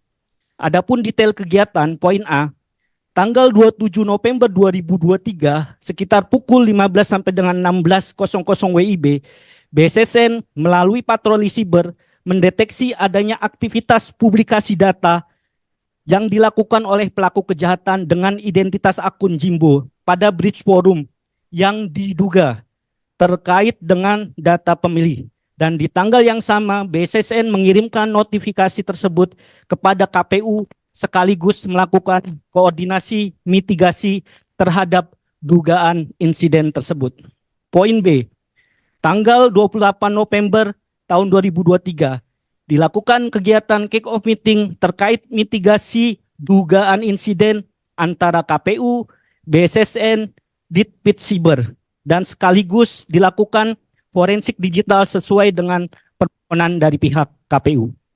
Poin C, tanggal 29 November tahun 2023 dilakukan rapat lanjutan yang melibatkan anggota gugus tugas pengamanan KPU, yaitu KPU, BSSN, BIN, Ditpit Siber, dan Kominfo perihal dugaan insiden tersebut, dan di tanggal yang sama dilakukan review perbaikan terkait aplikasi yang diduga memiliki kerentanan.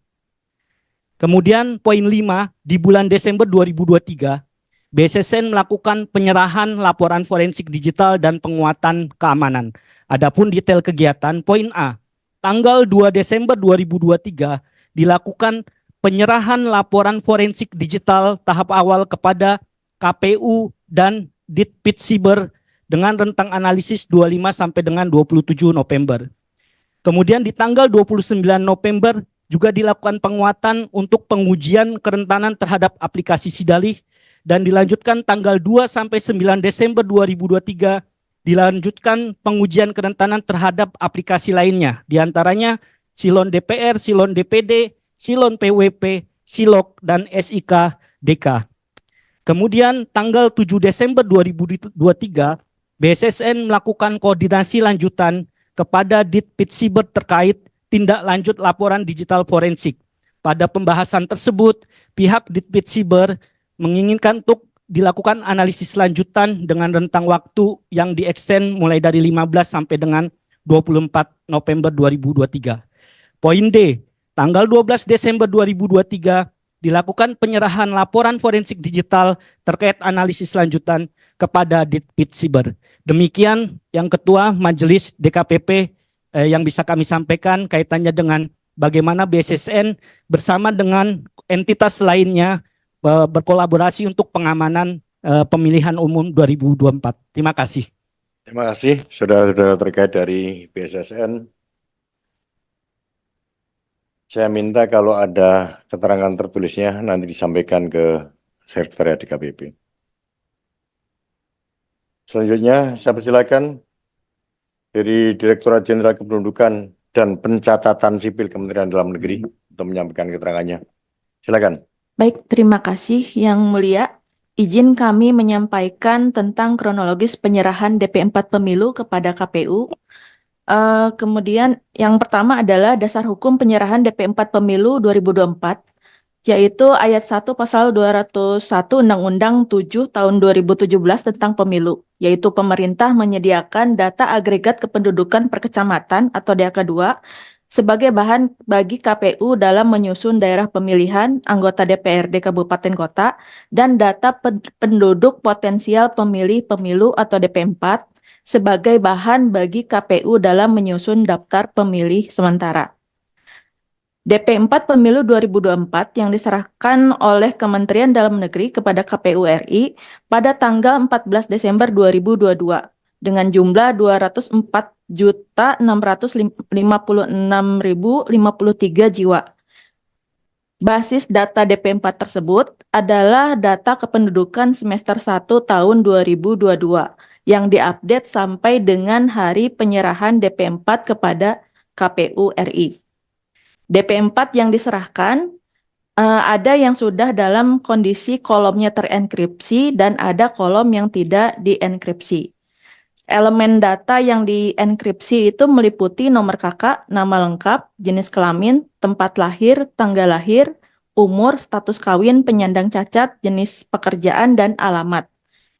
Nah, kemudian sedangkan elemen data DP4 yang tidak dienkripsi adalah NIK, nomor provinsi, nomor kabupaten, nomor kecamatan, nomor kelurahan, dan status. NIK tidak dienkripsi karena sesuai dengan kesepakatan dengan KPU untuk memudahkan KPU dalam menentukan TPS ketika data DP4 baru diterima. Hasil enkripsi data berupa kode acak dalam bentuk satu field gabungan. proses data yang dienkripsi tersebut menggunakan aplikasi Key Management System atau KMS yang dimiliki oleh BSSN. Kemudian untuk contoh data yang telah dienkripsi, dianggap telah dibacakan. Kemudian setelah penyerahan DP4, Kemendagri dan KPU terus menjalin kerjasama dengan melakukan verifikasi dan validasi data, di antaranya adalah untuk data pemekaran kecamatan dan desa kelurahan, kemudian verifikasi data pemilih yang meninggal, pemadanan data. Nanti itunya Pemadanan data pensiunan TNI, pemadanan data pensiunan Polri, kemudian verifikasi data ganda pemilih, verifikasi nama-nama pemilih yang berkarakter aneh dan nama kurang dari 3 digit, kemudian verifikasi data tanggal lahir tidak standar, data pemilih lokasi khusus dan data taruna, serta data KTPL untuk Provinsi Jambi. Nah, kemudian selain itu, bisa saya di sana. Saudara Jauri, tolong di mute. selain itu, dukungan Kemendagri yang telah dilakukan adalah penyerahan data secara rutin kepada KPU RI, yaitu DP4 yang sudah meninggal, yang sudah diterbitkan akta kematiannya, kemudian yang sudah pindah datang, kemudian perubahan pekerjaan menjadi TNI Polri, perubahan tanggal lahir atau status kawin, dan perubahan nama. Data diserahkan secara rutin pada tanggal 30 Maret 2023, 8 Juni 2023, 5 September 2023, 2 Oktober 2023, kemudian 3 November 2023, 5 Desember 2023, 3 Januari 2023, dan terakhir 3 Februari 2023. Kemudian Kemendagri telah memberikan akses pemanfaatan data kependudukan berupa web portal untuk memfasilitasi KPU RI dan KPUD dalam melakukan verifikasi dan validasi.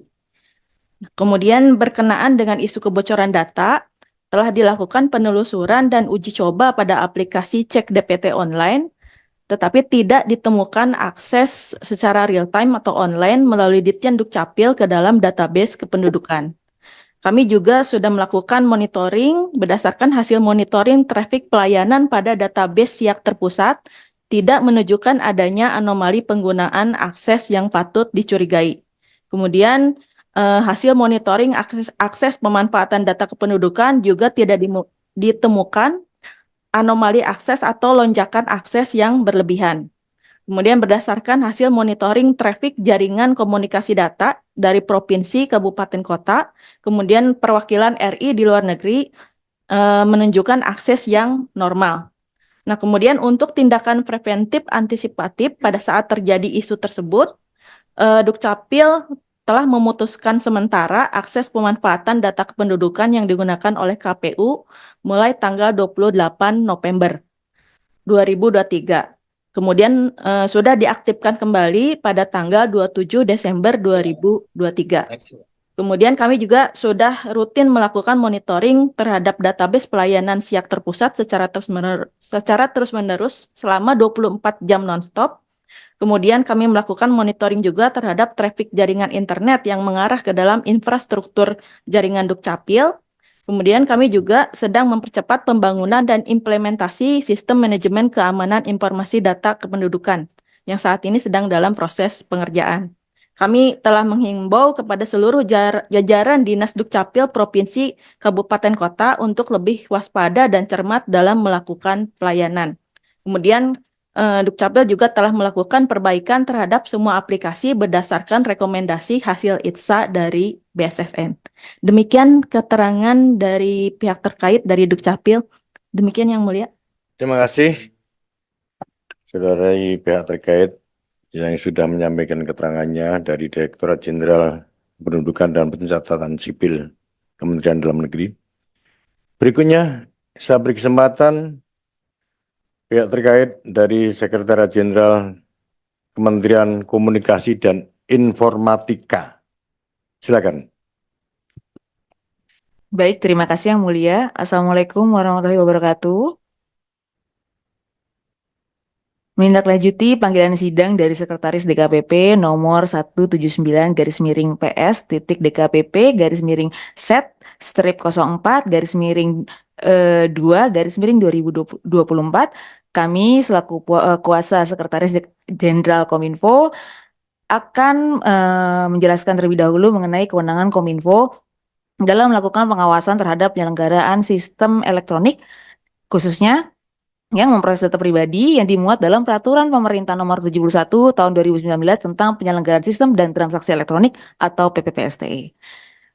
Dalam PPPSTE, pasal 35 mengatakan bahwa Menteri berwenang melakukan pengawasan terhadap penyelenggaraan sistem elektronik. Lalu dalam konteks pengamanan data pada PPPSTE, pasal 23 menyatakan bahwa penyelenggara sistem elektronik wajib melakukan pengamanan terhadap komponen sistem elektronik.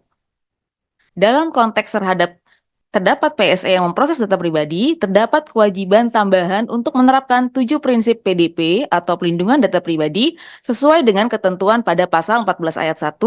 Salah satunya yaitu pemrosesan data pribadi dilakukan dengan melindungi keamanan data pribadi dari kehilangan, penyalahgunaan, akses, dan pengungkapan yang tidak sah, serta pengubahan atau perusakan data pribadi.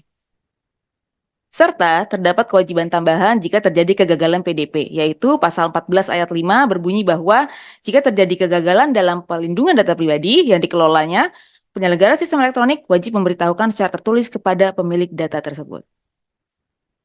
Mengenai dugaan kebocoran data KPU, daftar pemilih tetap KPU tahun 2024, kronologis dan progres kasus dugaan kebocoran terhadap 252 juta data pemilih KPU, yaitu pada tanggal 28 November 2023, kami menemukan sebuah thread berjudul kpu.go.id sebagaimana dimaksud oleh tim penggugat atau pengadu. Ke dalam thread tersebut kami menemukan bahwa pelaku thread menyebutkan terdapat 252.327.304 baris data dengan format SQL atau format database. Dari 252 juta data tersebut, terdapat 42 kolom yang diklaim oleh pelaku. Pelaku juga membagikan satu file sampel berisi 500 juta basis data yang setelah kami unduh, kami dapati dari 500.000 baris data, satu baris data berupa header dan 499.999 adalah value data atau isi dari database.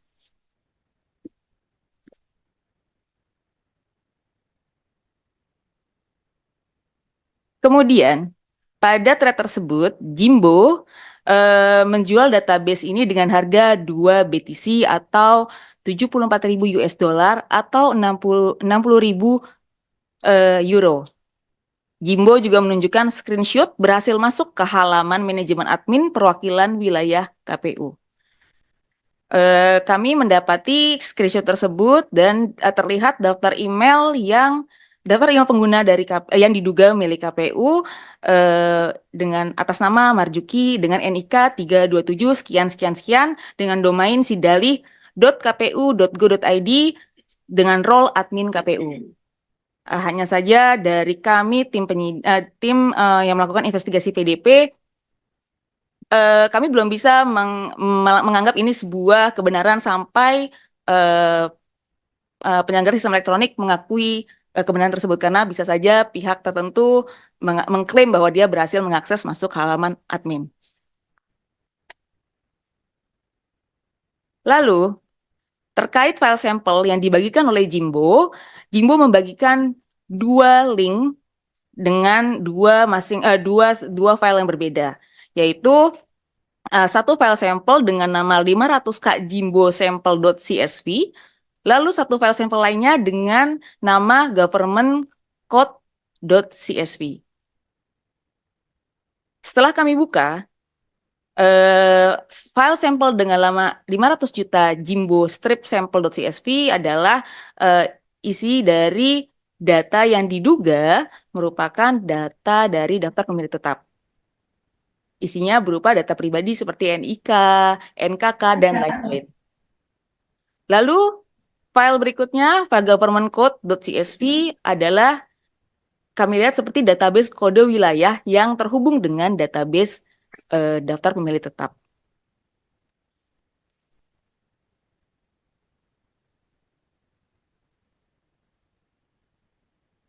Dari file sampel tersebut, karena semua masih dugaan, kami melihat dari 499 99 value data, dan 1 header, terdapat 42 kolom. Dari 42 kolom tersebut, terdapat 12 kolom yang tidak memiliki value atau kosong. Jadi sisanya adalah kolom yang datanya terisi berdasarkan sampel yang dibagikan oleh Jimbo.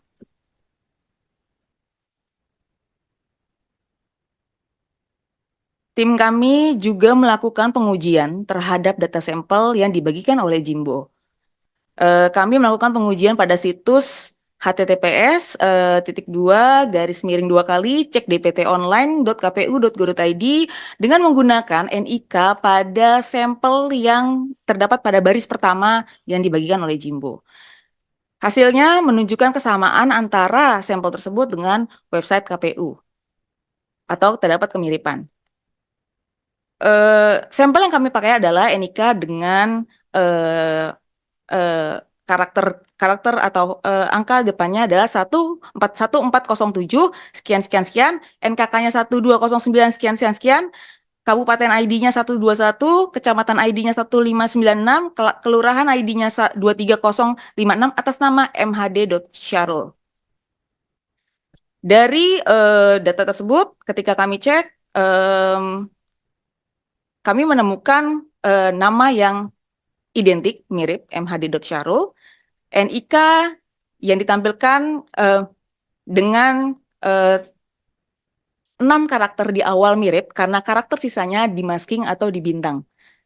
Lalu NKK 6 karakter pertama mirip dengan 6 karakter dengan karakter selanjutnya tidak bisa kami pastikan. Lalu untuk kabupaten karena di spoiler yang 500.000 baris tersebut hanya berisi ID dari kabupaten, kami mencoba melakukan pengecekan ke file berikutnya, government code. Ternyata ditemukan kemiripan, yaitu berasal dari Siak, Kabupaten Siak. Kemudian untuk kecamatan, kami juga melakukan pengecekan dan penelusuran ke data yang government code tersebut, itu menunjukkan kemiripan yaitu Bunga Raya. Dari kelurahan juga kami melakukan pengecekan, juga ada kemiripan yaitu Bunga Raya. Dari percobaan kami terhadap cek DPT online tersebut, mulai dari karakter huruf besar dan huruf kecil itu mirip, formatnya mirip. Hanya berbeda di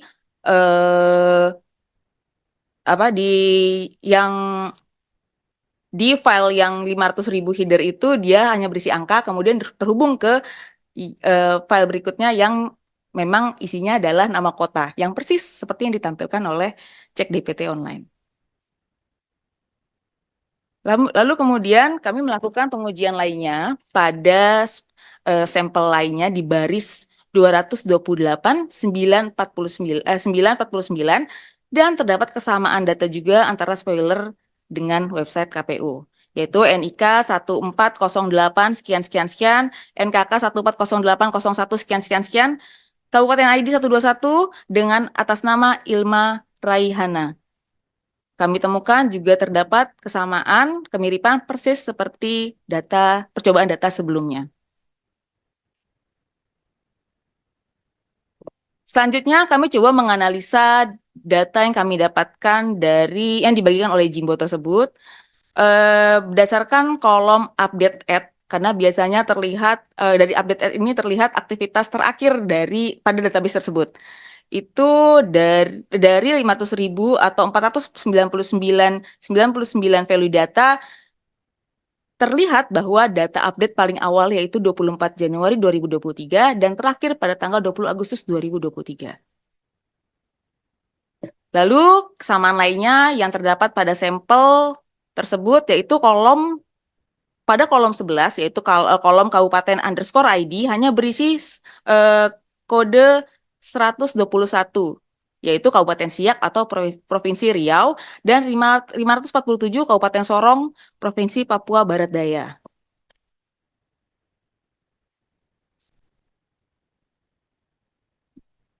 Selanjutnya, yang tadi adalah hasil penelusuran internal kami. paralel pada tanggal yang sama kami atau Direktur Pengendalian Aplikasi Informatika telah mengirimkan surat permintaan klarifikasi mengenai kebenaran informasi dan kemungkinan adanya data pribadi kepada KPU. Sekaligus meminta KPU untuk melakukan pengisian formulir laporan dugaan kebocoran data pribadi kalau terdapat data pribadi yang terdampak yang tertuju pada KPU. Lalu pada tanggal 29 November 2023, Kementerian Kominfo mengeluarkan 2 siaran pers, yaitu siaran pers nomor 513-HM-Kominfo-11-2023 yang berisi pernyataan dari Direktur Jenderal Aplikasi Informatika bahwa Kominfo tengah melakukan pengumpulan data dan informasi untuk penanganan dugaan kebocoran data itu serta sudah mengirimkan permintaan klarifikasi ke KPU pada tanggal 28 November 2023. Lalu pada siaran pers selanjutnya bernomor 515-HM-Kominfo-11-2023 yang berisi informasi bahwa Menteri Komunikasi dan Informatika telah menugaskan Direktur Jenderal Aplikasi Informatika Samuel Abrijani Panggerapan untuk menelusuri dugaan kebocoran daftar pemilih tetap secara tuntas. Selanjutnya pada 5 Desember 2023 Ketua KPU Bapak Hasyim Asyari mengirimkan surat permintaan konfirmasi dengan detail. Ketua KPU menyatakan bahwa KPU sedang melakukan pemeriksaan melalui analisa log akses, manajemen pengguna, dan log lainnya pada sistem informasi data pemilih atau SIDALI. KPU juga telah melampirkan formulir laporan dugaan kebocoran data pribadi yang telah terisi. Dalam formulir tersebut, KPU menjelaskan bahwa telah menemukan thread tersebut sejak tanggal 27 November 2023 dan sudah menindaklanjuti dengan mengirimkan kepada BSSN, Barreskrim Polri, serta pengembang untuk dapat melakukan pengecekan lebih lanjut. Melalui formulir kebocoran data pribadi, KPU juga mengatakan bahwa insiden tersebut disebabkan oleh insiden cyber dan perkiraan dampak subjek data yang terdampak sebanyak 500.000 orang, serta penjelasan mengenai langkah pengamanan dalam rangka pencegahan sebelum insiden dan sesudah insiden terjadi.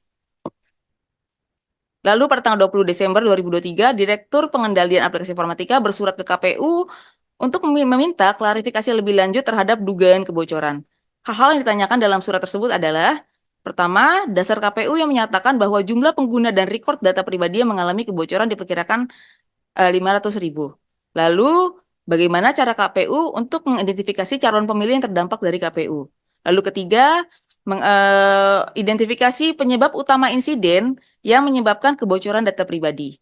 Yang keempat, kami menanyakan juga aplikasi yang terkena insiden dari kegagalan perlindungan data pribadi. Lalu yang kelima, upaya identifikasi dampak apa saja yang terjadi pada calon pemilih terdampak.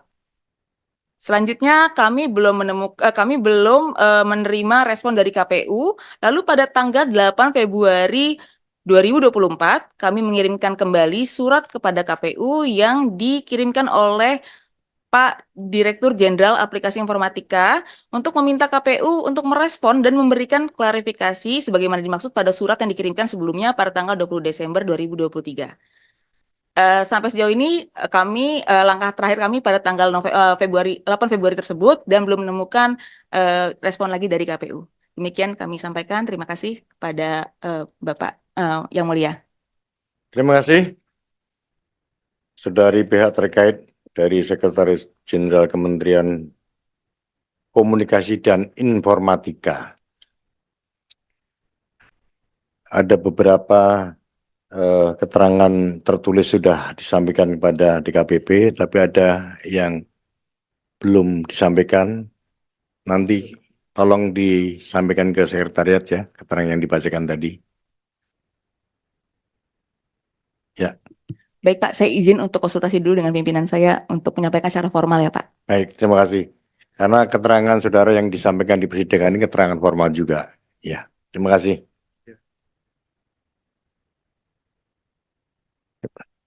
Terima kasih. Semua pihak terkait sudah kita beri kesempatan untuk menyampaikan keterangannya.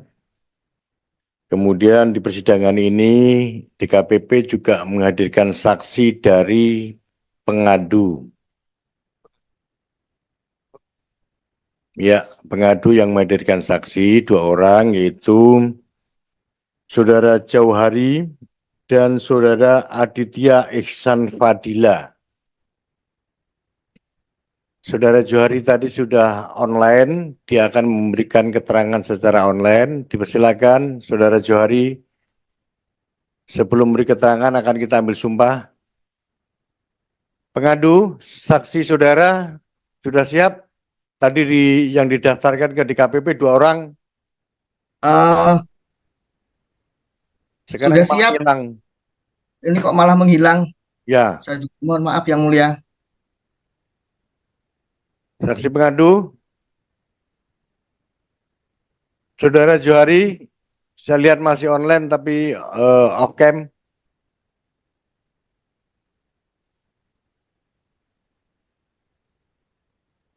Saya coba hubungi yang mulia, karena kami berada di Baik. tempat yang berbeda. Sekretariat coba dihubungi. Saudara saksi, terutama yang masih on cam itu, yang masih online itu Saudara Jauhari. Silakan.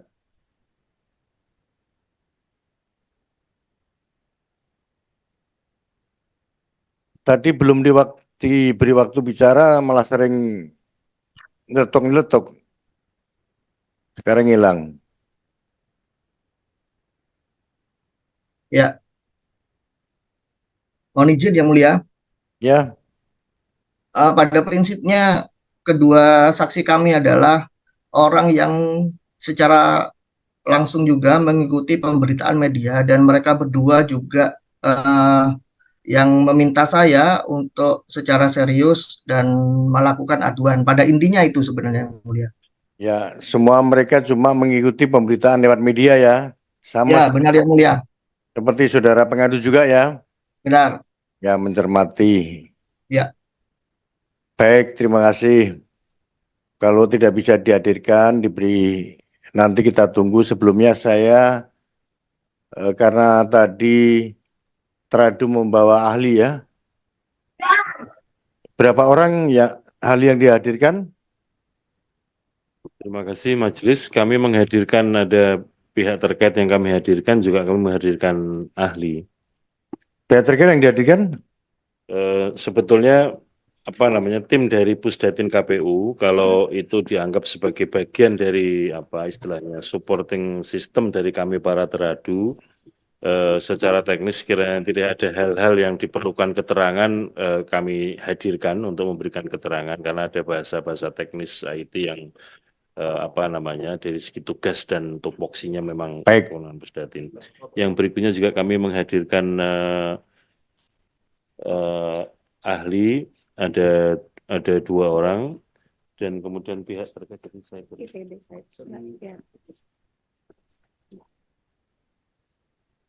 Jadi untuk pihak terkait dari tim IPB sebagai pengembang sidalih, kemudian untuk saksi ahli, yang pertama dari Cyber Baris Krim Polri, kemudian yang kedua Profesor Marsudi Wahyu Kisworo, kemudian yang ketiga Dr. Pratama Persada, ahli IT. Jadi untuk saksi ahli kami menghadirkan 3, kemudian untuk pihak terkait IPB.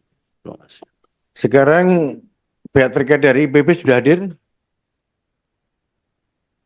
Sudah hadir. Ya. Silakan ke depan.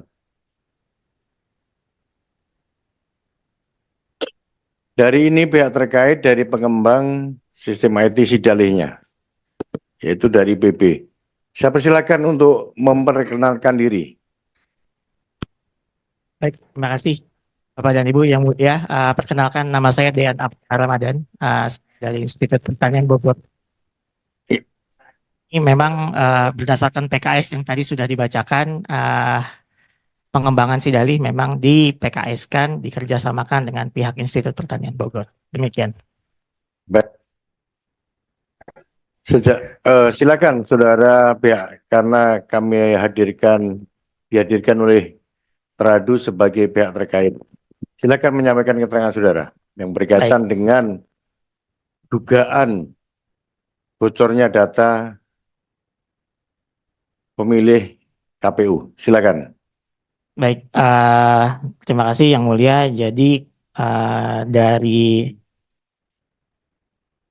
kami akan menyampaikan tentang perjalanan untuk sidalih. Jadi Sidali sesuai dengan tadi yang diberitahukan oleh dari Kemendagri mulai dari data DP4 sampai pencocokan yang terakhir itu dilakukan secara berbagai tahapan. Nah, Sidali ini digunakan sebagaimana aturannya yaitu untuk melakukan pencocokan dan penelitian. Jadi prosesnya adalah ada panitia yang nanti turun ke lapangan menggunakan data-data yang berasal dari Sidali. Sidali sendiri itu tadi sudah disampaikan ada NIK, NKK, dan berbagai macam elemen-elemen data lainnya yang sebenarnya digunakan untuk mengupdate keabsahan seorang warga negara untuk mendapatkan hak pilihnya. Nah, saya langsung lanjut saja tentang berbagai pengamanan yang sudah dilakukan di Sidali. Jadi Sidali itu saat ini terakhir itu digunakan untuk pendaftaran DPTB atau data pemilih tambahan. Yang itu sudah menggunakan seperti yang tadi disampaikan oleh Pak Ketua KPU dan jajarannya, yaitu menggunakan two-factor authentication, kemudian ada brute force attack yang kita handle dengan menggunakan CAPTCHA, kemudian ada EDR yang tadi sudah dipasang oleh BSSN di servernya KPU. Kebetulan untuk Sidali ini server pusatnya ada di dalam negeri. Server pusatnya ada di gedung KPU sendiri. Ini terkonfirmasi juga dan memang kalau kami sebetulnya tidak terlalu tahu untuk servernya karena kami pengembang dibatasi hanya untuk server di sana. Dan kami menggunakan VPN yang itu semua lognya tercatat dan juga menggunakan berbagai macam fasilitas yang disediakan oleh KPU termasuk untuk meeting secara online dan juga untuk meeting secara onsite. Dan kemudian dari catatan saya untuk keterangannya, berbagai macam pengamanan seperti log untuk DML di database itu sudah terpasang. Kemudian log untuk akses pengguna juga sudah dipasang sebagai tadi bagian dari mitigasi pengamanan data pribadi. Jadi saya menguatkan apa yang tadi sudah disampaikan oleh KPU tentang berbagai macam mitigasi yang juga merupakan juga saran dari BSSN. Saya juga mengkonfirmasi kepada Bapak dan Ibu sekalian majelis bahwa kami melakukan on-site development untuk mitigasi ketika keluar dugaan insiden dari tanggal 27. Jadi kami langsung on-site hadir berkoordinasi dengan BSSN sampai lumayan panjang sampai bulan Desember sesuai dengan tanggal yang tadi disampaikan. Itu kami intens untuk berkoordinasi. Jadi kami pada prinsipnya di dunia IT apabila ada dugaan kebocoran maka kami bersifat ini bocornya memang dalam tanda petik benar. Jadi dalam tanda petik kami punya teori apabila ada dugaan kita anggap benar dulu untuk melakukan pengamanan ekstra karena memang teorinya bilang seperti itu. Jadi apa yang kami lakukan sesuai dengan prosedur yang tadi disampaikan di perundang-undangan dan pada saat itu juga ada rapat koordinasi yang cukup intens dengan rekan-rekan dari Bareskrim, kemudian BSSN, Kominfo juga waktu itu hadir dan kita sudah sama-sama melakukan analisis yang cukup mendalam dan kami didampingi oleh pihak dari Pusdatin. Pengamanan terakhir yang kami lakukan itu adalah melakukan maintenance. Untuk melakukan maintenance itu kami menyiapkan yang tadi beberapa karena Sidali ini masih tetap digunakan walaupun waktu itu sempat dalam tanda petik kami kuatkan terlebih dahulu untuk mitigasi yang tadi. Demikian keterangan kami untuk secara teknisnya. Untuk lebih dalamnya lagi nanti akan kami sampaikan secara tertulis dan juga memang tadi sudah disampaikan di laporan. Terima kasih Yang Mulia. Assalamualaikum warahmatullahi wabarakatuh. Terima kasih. Kembali ke saksi.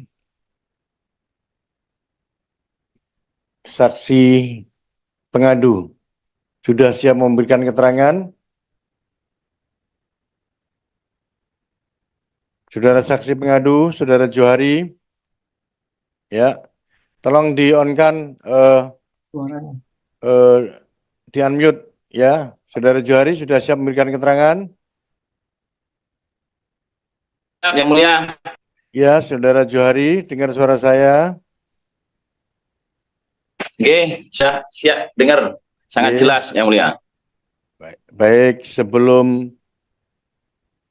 Saudara saksi memberikan keterangan, Saudara pengadu, tolong di-on-kan di unmute. Siap. Saudara cuma menghadirkan satu saksi ya, tadi didaftarkan 2 saksi. Ada 2 tadi sudah hadir yang mulia, tapi tampaknya masih ada urusan barusan dan tak lagi mau Baik, login lagi. baik. Seharusnya hadir sekarang karena majelis akan mengambil sumpah saksi yang saudara hadirkan. Sementara 1 aja yang mulia. Sementara 1, baik. Ya. Saudara Johari, saudara beragama apa? Islam ya? Beragama Islam yang mulia. Islam ya. Baik. Di dekat saudara ada kitab suci Al-Quran? Ada. Ada. Oke, baik. Kalau begitu, saudara akan diambil sumpah secara online. Karena Siap. saudara dihadirkan sebagai saksi fakta ya. Oke. Nanti saudara akan diambil sumpah secara online oleh Bapak Muhammad Tio Aliansa. Silakan dekatkan Al-Quran pada Anda untuk diambil sumpah secara Islam. Silakan Yang Mulia Bapak Muhammad Tio Aliansa untuk mengambil sumpah. Saudara Johari, Siap. apakah saudara bersedia untuk diambil sumpah? Bersedia. Dengan agama apa? Dengan agama Islam. Baik, ikuti saya ya. Bismillahirrahmanirrahim. Siap. Demi Allah saya bersumpah Demi Allah saya bersumpah bahwa saya akan menerangkan dengan sebenarnya. telah menerangkan dengan sebenarnya. Saya ulangi ya, akan menerangkan dengan sebenarnya. Akan menerangkan dengan sebenarnya. Dan tiada lain daripada yang sebenarnya. Terima kasih. Terima kasih. Saudara Johari, saya ingin menyampaikan penjelasan para saudara. Jadi saudara dihadirkan di sini sebagai saksi fakta yang dihadirkan oleh pengadu, yakni saudara Wiko Nurfiansyah Ali. Saudara diminta memberikan keterangan apa yang saudara lihat, apa yang saudara ketahui, dan apa yang saudara dengar tentang pokok-pokok aduan yang diadukan oleh saudara Viko, yakni berkaitan dengan dugaan bocornya data pemilih KPU RI. Jadi saudara hanya akan memberi keterangan yang saudara ketahui saja, yang saudara dengar, dan saudara alami sendiri. Saya persilakan berkaitan dengan bocornya data KPU. Silakan. Saudara Johari, handphonenya jatuh kayaknya ya. Apa dipinjam anaknya? Siap, Pak. Ya, silakan menyampaikan keterangan. Oke, terima kasih. Kami di sini menyatakan bahwasanya kebocoran terkait dengan kebocoran KPU, kami di sini mendengar atau membaca dari berita-berita online, baik itu berita yang secara tertulis atau media cetak ataupun online. Karena di online itu kami membaca yang sudah tersebar di medsos, itu kami membacanya di di suara online, itu yang kami baca. Terus terkait ini kami juga menduga bahwasanya data KPU yang bocor ini, kami berpraduga bahwasanya kok bisa data yang sangat krusial atau sangat rahasia ini kok bisa sampai masuk di pemberitaan yang telah diberitakan secara online dan banyak dibaca oleh banyak orang. Begitu Pak Ketua Majelis. Ada lagi yang disampaikan selain itu? Silakan kalau ada lagi. Saya masih beri kesempatan. Atau cukup? Saya kira cukup. Cukup baik. Terima kasih Saudara Saksi, Saudara Johari yang telah menyampaikan kesaksiannya berdasarkan apa yang dia lihat dan dia tonton, dia baca di media sosial. Kira-kira seperti itulah. Begitu ya, Oke. Saudara pengadu ya. Oke, siap Yang Mulia. Baik, karena pihak teradu sudah menghadirkan ahli, yakni 3 orang, 2 atau 3? Izin majelis, jadi kami menghadirkan 3 saksi ahli, tapi sebelumnya sekiranya diperkenankan tim dari Pusdatin KPU akan memberikan keterangan tambahan dari pihak kami sebagai teradu. Oke, baik. Oke, masih kita tempatkan sebagai pihak terkait dulu ya. Oke. Siapa silakan dari tim Pusat Data dan Informasi KPU. Saudara dihadirkan sebagai pihak terkait sehingga tidak disumpah. Ya, tolong diperkenalkan diri saudara, nama, umur, jabatan di KPU. Silakan.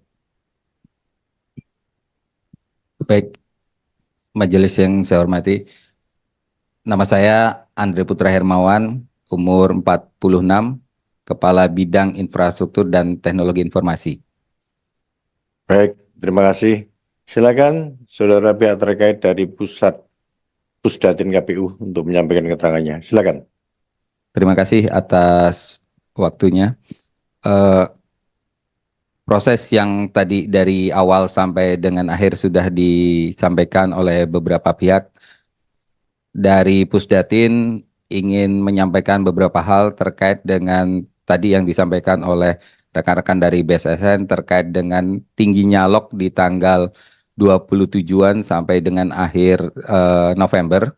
Itu terjadi karena kami sedang melakukan BIMTEK rekapitulasi atau yang kita sebut Sirekap ini, dan di situ dibutuhkan jumlah data pemilih yang akan digunakan.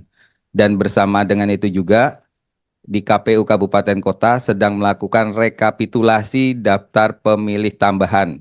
Sehingga di saat yang bersamaan akhir Oktober itu mulai dari pertengahan Oktober sampai dengan pertengahan November sampai dengan akhir November, sistem informasi data pemilih atau SIDALIH cukup tinggi aksesnya dan tercatat di dalam log dikarenakan pada saat itu diminta oleh KPU RI untuk melakukan rekapitulasi terhadap daftar pemilih tambahan sementara yang nanti atau DPTB yang nanti akan dijadikan sebagai dasar berapa pergeseran yang bisa dilakukan pada saat nanti pemilu 2014. Jadi itu terjadi karena adanya proses rekapitulasi daftar pemilih tambahan atau DPTB di tingkat kabupaten kota, dan bersamaan dengan itu juga terjadi BIMTEK Sirekap di Bandung dengan mengundang seluruh KPU kabupaten kota. Kemudian terkait dengan data yang di-spill atau ditampilkan oleh Jimbo di dalam forumnya, KPU pada saat itu tanggal 27 juga langsung mendapatkan datanya dan melakukan analisis bersama-sama dengan pihak pengembang, dan memang kondisinya data tersebut ada sebagian yang sesuai, ada juga yang tidak sesuai. Nah, sehingga tidak bisa disampaikan langsung kondisinya ini adalah sebuah proses peretasan. Oleh karena itu, hari berikutnya kami langsung mengadakan rapat dengan tim gugus tugas bersama dengan BSSN, bersama dengan Cyber Mabes Polri untuk melakukan tindak lanjut analisa terhadap data-data tersebut. Data yang disampaikan oleh Kominfo tadi benar adanya ada 500.000 data dengan satu header berarti 499 data.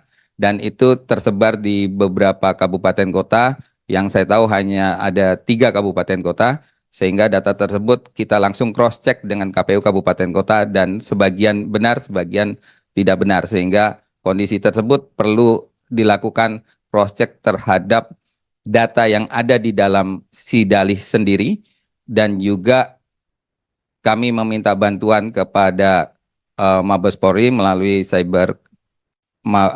Direktorat Cyber dan juga BSSN yang bersama-sama akhirnya seperti yang tadi disampaikan oleh rekan IPB, bahwa yang pertama kita harus melakukan mitigasi dulu. Data tersebut kita anggap benar adanya dengan cara melakukan mitigasi, menutup apakah terjadi kerentanan atau tidak. Terhadap data yang sebagian tidak benar tadi, kita juga lakukan cross check. Data tersebut didapat dari data dari mana, sehingga data tersebut bisa muncul di dalam data yang disampaikan oleh Jimbo. Kemudian untuk beberapa proses pencarian dari sisi pelaku, seperti tadi apabila dilihat dari log akses yang besar, maka otomatis harusnya dengan cepat dapat ditangkap. Tapi dengan menggunakan IP address yang misalnya 1 orang atau 2 orang atau 3 orang atau 1, 2, 3 IP address yang melakukan penarikan besar-besaran, itu otomatis bisa teridentifikasi. Tapi karena ini dilakukan oleh KPU kabupaten kota yang secara bersamaan tadi sedang melakukan rekapitulasi, maka sebaran IP-nya cukup merata di seluruh Indonesia, dan juga identifikasi pencarian di kurun waktu tersebut juga tidak menimbulkan satu kecurigaan apapun dari sisi IP address yang terlihat sangat besar. Semuanya rata-rata, memang kalau dijumlahkan dari sisi pusat atau log pusat terlihat besar pada periode akhir November tersebut. Mungkin itu yang dapat kami sampaikan. Terima kasih. Terima kasih. Ada yang lain ingin ditambahkan menanggapi keterangan pihak terkait yang lain tadi? Secara teknis, KPU RI pada tanggal 27 itu langsung melakukan beberapa langkah-langkah mitigasi, sama seperti kejadian apabila kita mungkin kecurian di rumah kita. Yang pertama, kami harus melaporkan kepada polisi sesuai dengan surat laporan tadi. Kemudian kami juga melakukan uji forensik dengan BSSN, kemudian dengan tim pengembang juga melakukan pencegahan dengan cara menutup beberapa akun-akun KPU kabupaten kota, meskipun pada saat itu mereka sedang melakukan rekapitulasi. Kami tutup dulu agar proses investigasi tersebut tidak diganggu oleh akses-akses dari KPU kabupaten kota. Itu yang kami lakukan. Terima kasih. Baik, ada lagi yang ingin disampaikan? Cukup? Cukup yang mulia. Cukup. Terima kasih. Kalau cukup, saudara pihak terkait, saya persilakan kembali ke tempat duduk. Terima kasih. Ada lagi pihak terkait yang dihadirkan oleh Tradu? Cukup? Ada 3 tadi yang sudah dikenalkan, baru 1 ahli. Sekarang ahli yang lain, tolong. Terima kasih. Untuk saksi ahli yang kami hadirkan, yang pertama dari Cybercrime Baris Krim Mabes Polri. Nanti siapa yang ditugaskan hadir di ruangan ini? Hadir? Belum hadir, belum hadir. Yang sudah hadir Profesor Marsudi, kemudian yang kedua Dr. Pratama. Baik, karena keduanya sudah hadir, majelis akan mengambil sumpah para ahli. Yang hadir dari luar kota, ada? Beliau mau ada tugas keluar kota. Siapa? Beliau berdua. Sudah hadir. Dua-duanya mau jalan keluar kota? Beliau berdua sudah hadir di sini. Ya. Hanya saja nanti menyampaikan bahwa nanti sore juga akan ada kegiatan di luar kota. Oh, baik. Baik, terima kasih. Kalau begitu, Pak Cece. Ini Johari lagi yang muncul ini. Iya, sama anaknya ribut ya. Tolong di-mute ya. Baik. Baik, saya persilakan saudara ahli untuk ke depan untuk diambil sumpah.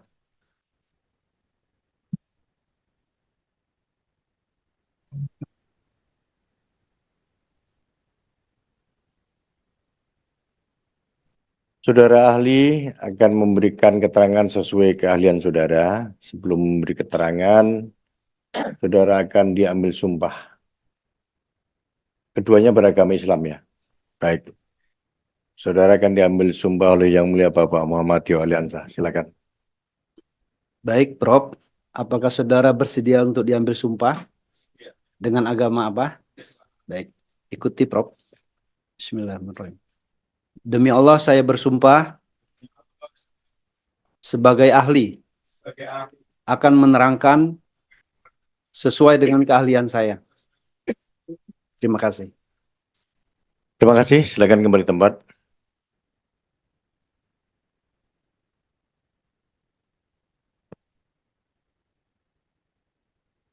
Sebenarnya ini waktunya sudah lumayan agak siang ya. Tapi untuk bukan menyingkat ya, mempercepat persidangan biar prosesnya berjalan sesuai dengan agenda kita. Saya minta keterangan ahli mulai dari siapa tadi? Profesor Marsudi dulu. Yang lahir lebih dulu memberi keterangan lebih dulu. Silakan. Selain memberi keterangan lisan, ahli bisa menyampaikan juga keterangan tertulisnya. Silakan, saudara ahli. Bismillahirrahmanirrahim. Yang saya hormati Ketua dan Majelis, rekan-rekan KPU, para terkait dari BSSN, Kominfo, Dukcapil, Bawaslu, dan hadirin sekalian. Assalamualaikum warahmatullahi wabarakatuh. Semoga kesejahteraan dilimpahkan pada kita semua. Jadi karena saya yang lebih tua mungkin didulukan ya Pak Ketua ya. Bukan lebih tua, lahir lebih dulu. Baik, izinkan pada kesempatan ini saya menyampaikan keterangan atau penjelasan berdasarkan keahlian saya di bidang keamanan cyber. Jadi karena saya diminta oleh KPU, karena ada anggapan bahwa KPU tidak memenuhi pasal amanat di pasal 39 Undang-Undang 27 mengenai penyediaan pengamanan yang andal dan baik, yang memadai, maka izinkan saya mengambil angle dari arah pengamanan tentang pengamanan sistem-sistem cyber. Kalau kita bicara dari ilmu security, yang mulia dan bapak sekalian, bagi para ahli security itu tidak ada di dunia ini sistem yang tidak bisa diretas. Yang ada itu sistem yang sudah diretas dan nanti saatnya bisa diretas. Jadi tidak ada di dunia ini sistem IT yang aman yang tidak bisa dijebol. Ini prinsip yang semua saya kira ahli security sangat paham. Nah karena itu yang dilakukan di bidang security adalah kita membuat standar.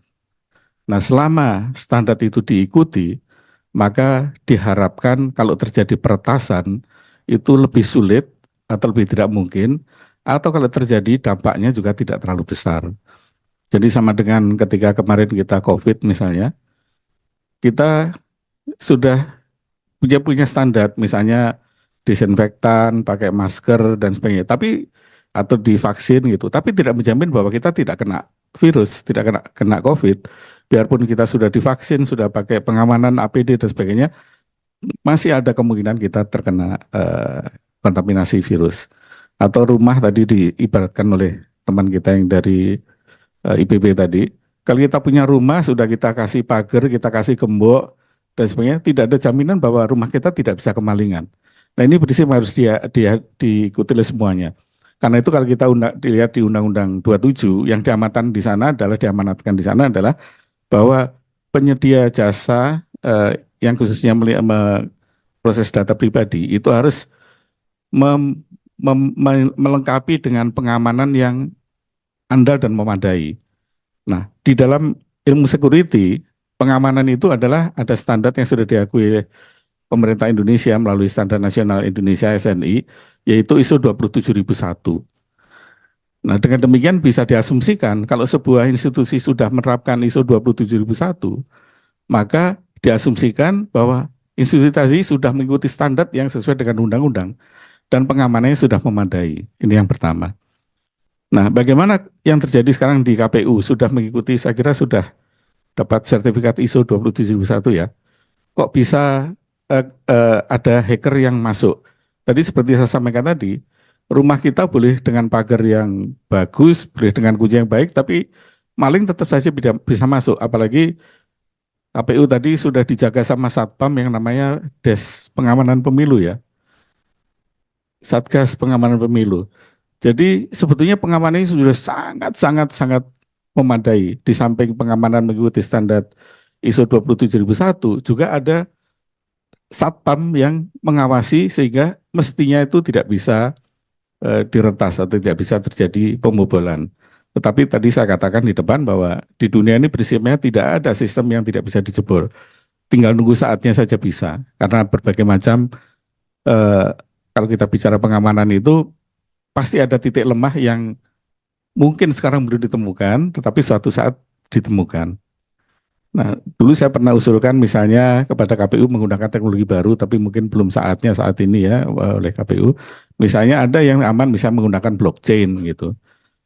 Itu sekarang masih aman, tapi mungkin 10 tahun yang datang juga mungkin sudah bisa dijebol juga gitu ya. Kita lihat semua teknologi pengamanan apapun, tinggal menunggu waktunya antara pengaman dengan antara penjahat itu lomba saja gitu ya. Hari ini ditemukan teknologi baru, besoknya sudah ada teknologi untuk menjebolnya begitu.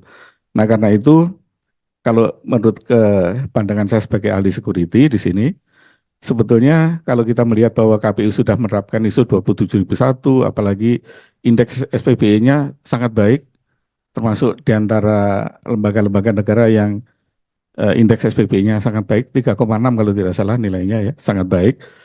Mestinya secara standar mengikuti Undang-Undang 27 tahun 2022 itu sudah terpenuhi semua, tugas dan kewajiban KPU sudah terpenuhi, sudah dilakukan untuk melindungi itu. Nah, soal kemudian terjadi peretasan, jangankan KPU, tahun 2021 BSSN aja yang ahlinya security pernah dijebol juga. Ada di media Pak, jadi ini bukan gosip ya. Kominfo yang banyak ahli security-nya tahun 2022 dijebol juga begitu ya. Jadi kita harus melihat bahwa memang inilah problem besar di Indonesia di mana memang security itu antara penjahat dengan ahli security itu saling berpacu.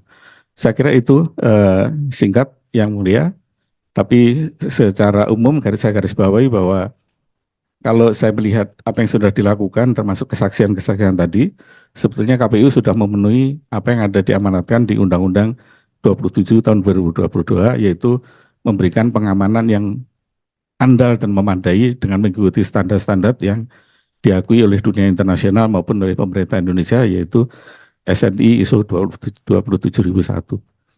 Terima kasih yang mulia. Assalamualaikum warahmatullahi wabarakatuh. Waalaikumsalam. Terima kasih Saudara Ahli, Saudara Profesor Dr. Ensur Marsudi Wahyu Kisworo, IPU. Sudah berkenan hadir dan memberi persidangan. Tapi tadi disinggung, mumpung saya ingat. Mestinya KPU melakukan security pengamanannya dengan sistem apa? Blockchain. Tapi sekarang belum dilakukan. Teknologinya memang juga masih awal dan mungkin juga perlu waktu untuk develop lebih lama. Oke. Harganya mahal? Sebetulnya tidak. Jadi saya mungkin ada Pak Ketua, mungkin pemilu berikutnya sudah harus mengadopsi blockchain itulah ya, sehingga tidak terjadi lagi risu-risu seperti sekarang lah. Mungkin. Baik. Jadi blockchain beberapa lembaga negara di Indonesia sudah pakai? Lembaga belum, tapi dunia perbankan sudah banyak menggunakan itu. Di perbankan. Kementerian ATR kalau tidak salah mau menerapkan blockchain untuk sertifikat tanah supaya tidak terjadi sertifikat ganda dan sebagainya. Karena blockchain ini menyelesaikan banyak hal, jadi menyelesaikan masalah yang sekarang ribut di Sirekap, C1 dan sebagainya itu bisa dengan mudah nanti bisa diselesaikan dengan kalau kita menggunakan teknologi blockchain. Baik, terima kasih saran Saudara Ahli. Terima kasih. Terima kasih yang mulia. Ini.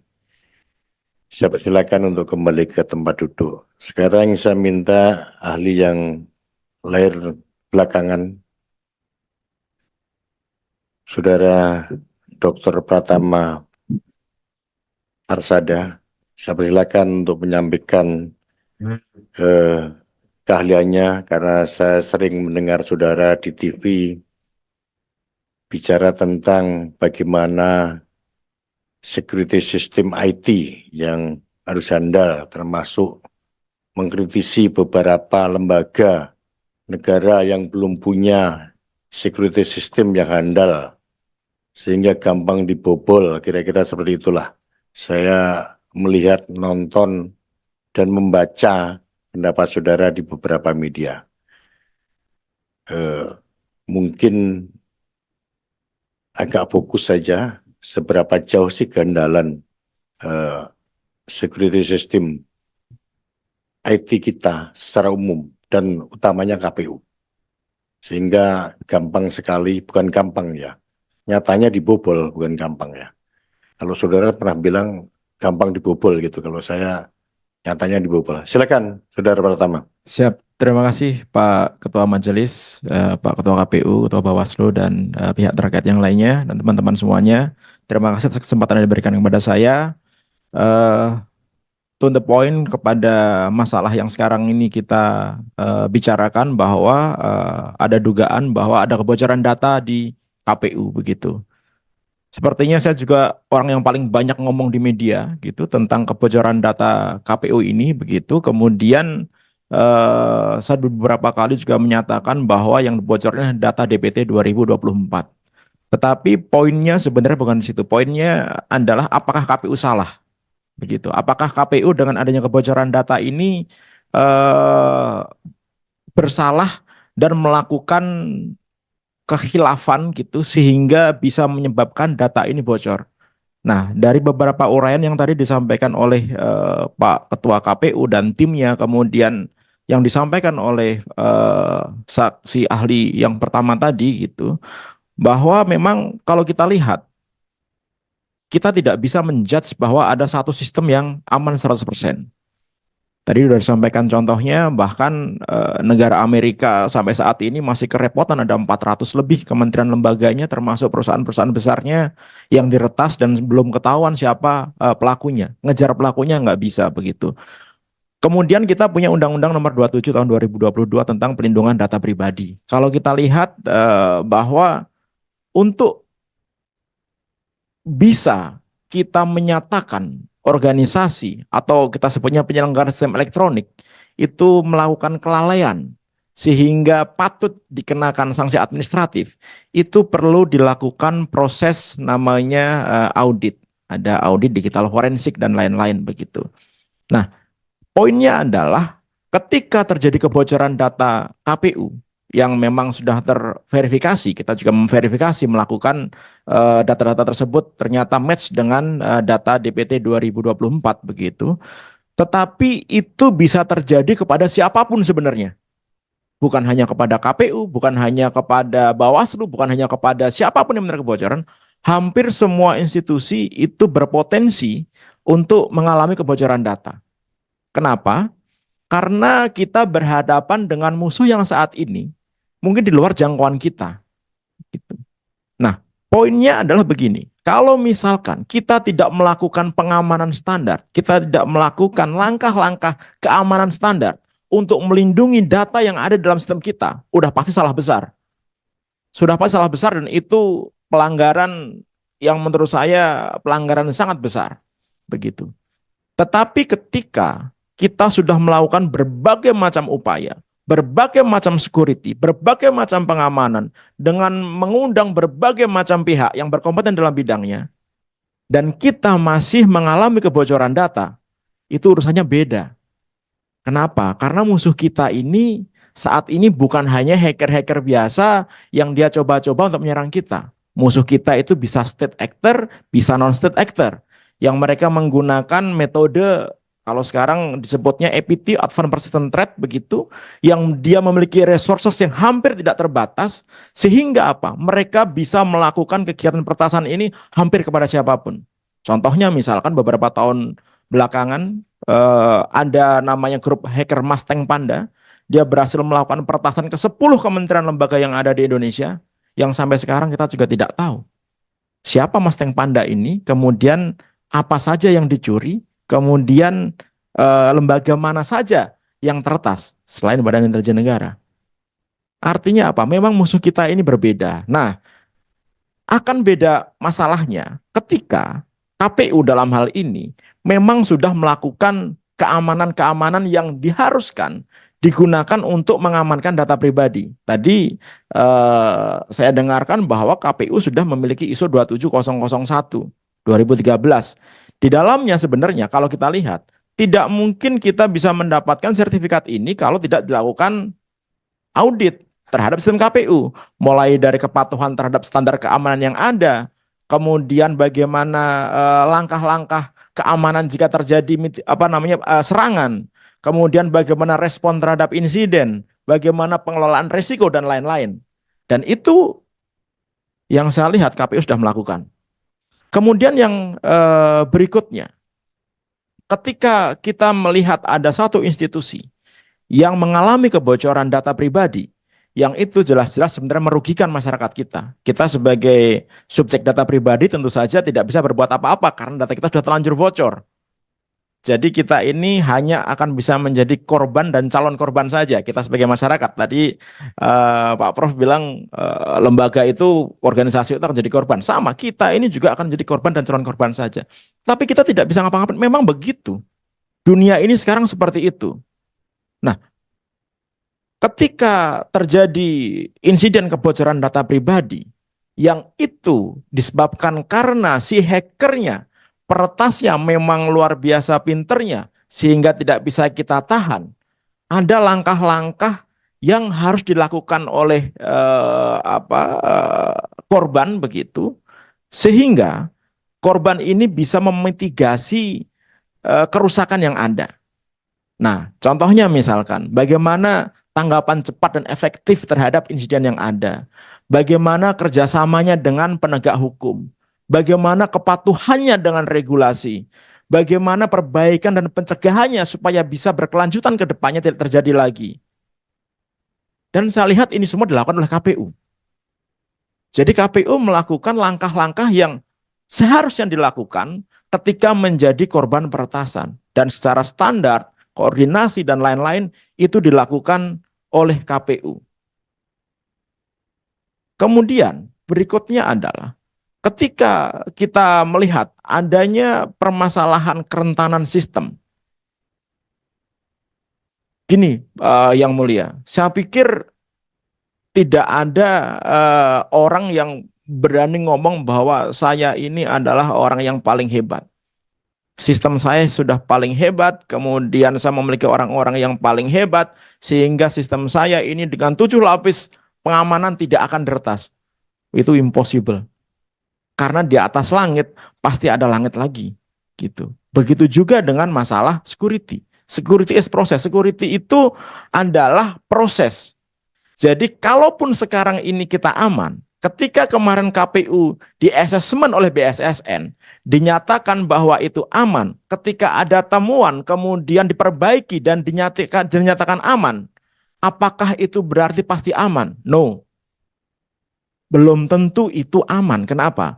Karena akan ditemukan celah-celah keamanan baru yang itu di luar perkiraan kita, yang itu digunakan untuk melakukan penyerangan. Nah, mungkin pada saat KPU sudah melakukan pengamanan dan lain-lain, ternyata ada hacker lain yang ternyata dia punya sistem yang paling baru, sehingga dia bisa melakukan peretasan ke sistem KPU ini. Maka saya bilang, apakah ini salahnya KPU? Kalau menurut saya tidak. Walaupun KPU juga harus minta maaf karena sistemnya ini bocor, tapi bukan berarti salah.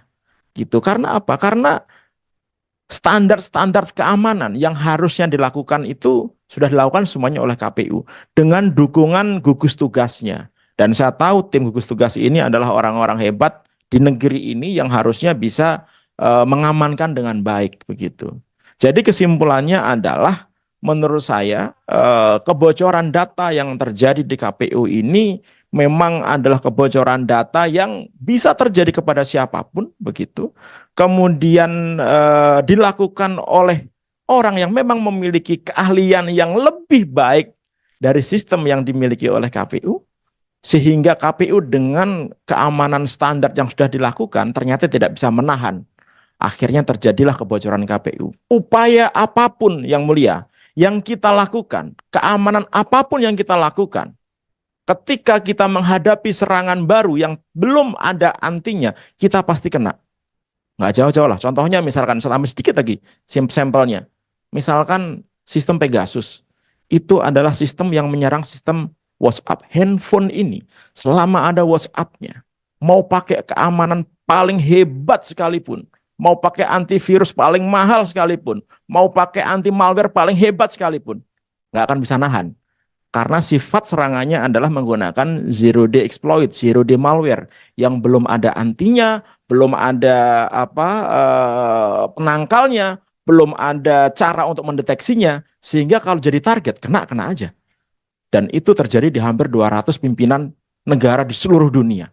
Gitu. Nah, ilustrasinya seperti itu. Jadi ketika kita berbicara apakah KPU ini salah, kalau menurut saya tidak, karena KPU sudah melakukan berbagai macam upaya untuk melakukan sistem pengamanannya. Apakah datanya itu bocor? Saya bilang iya, gitu. Karena apa?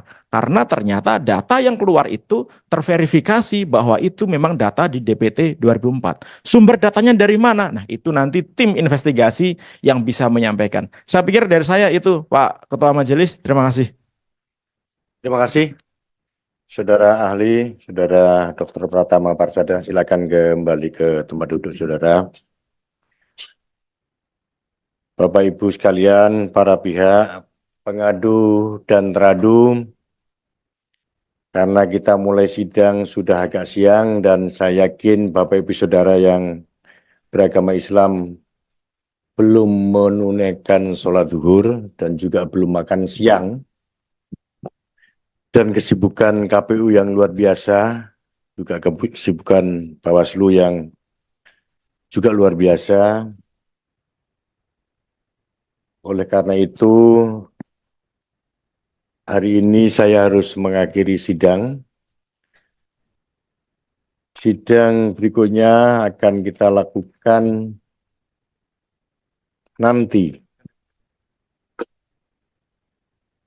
Akan kita beritahukan.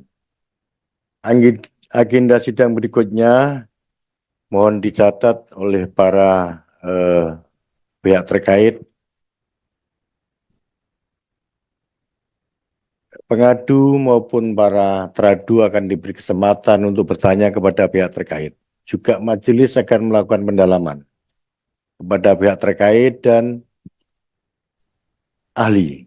Oleh karena itu, di sidang berikutnya diharapkan kehadirannya. Kapan sidang berikutnya itu? Ini karena orang-orang sibuk semuanya. Ancar-ancarnya kita akan beritahu paling tidak 5 hari sebelum sidang. Saya kira bisa dipahami semuanya ya.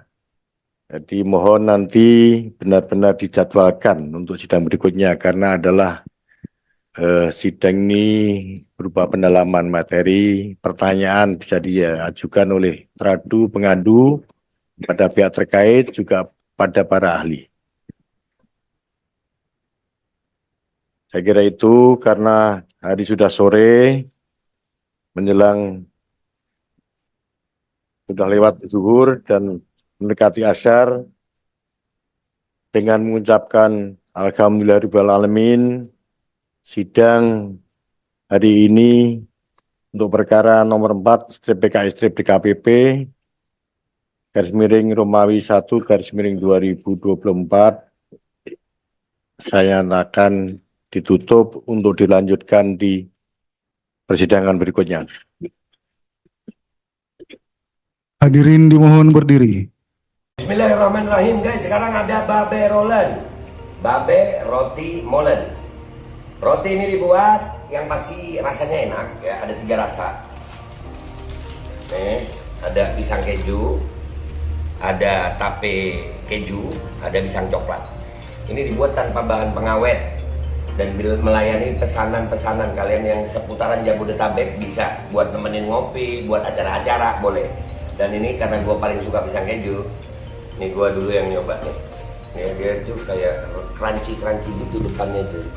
No.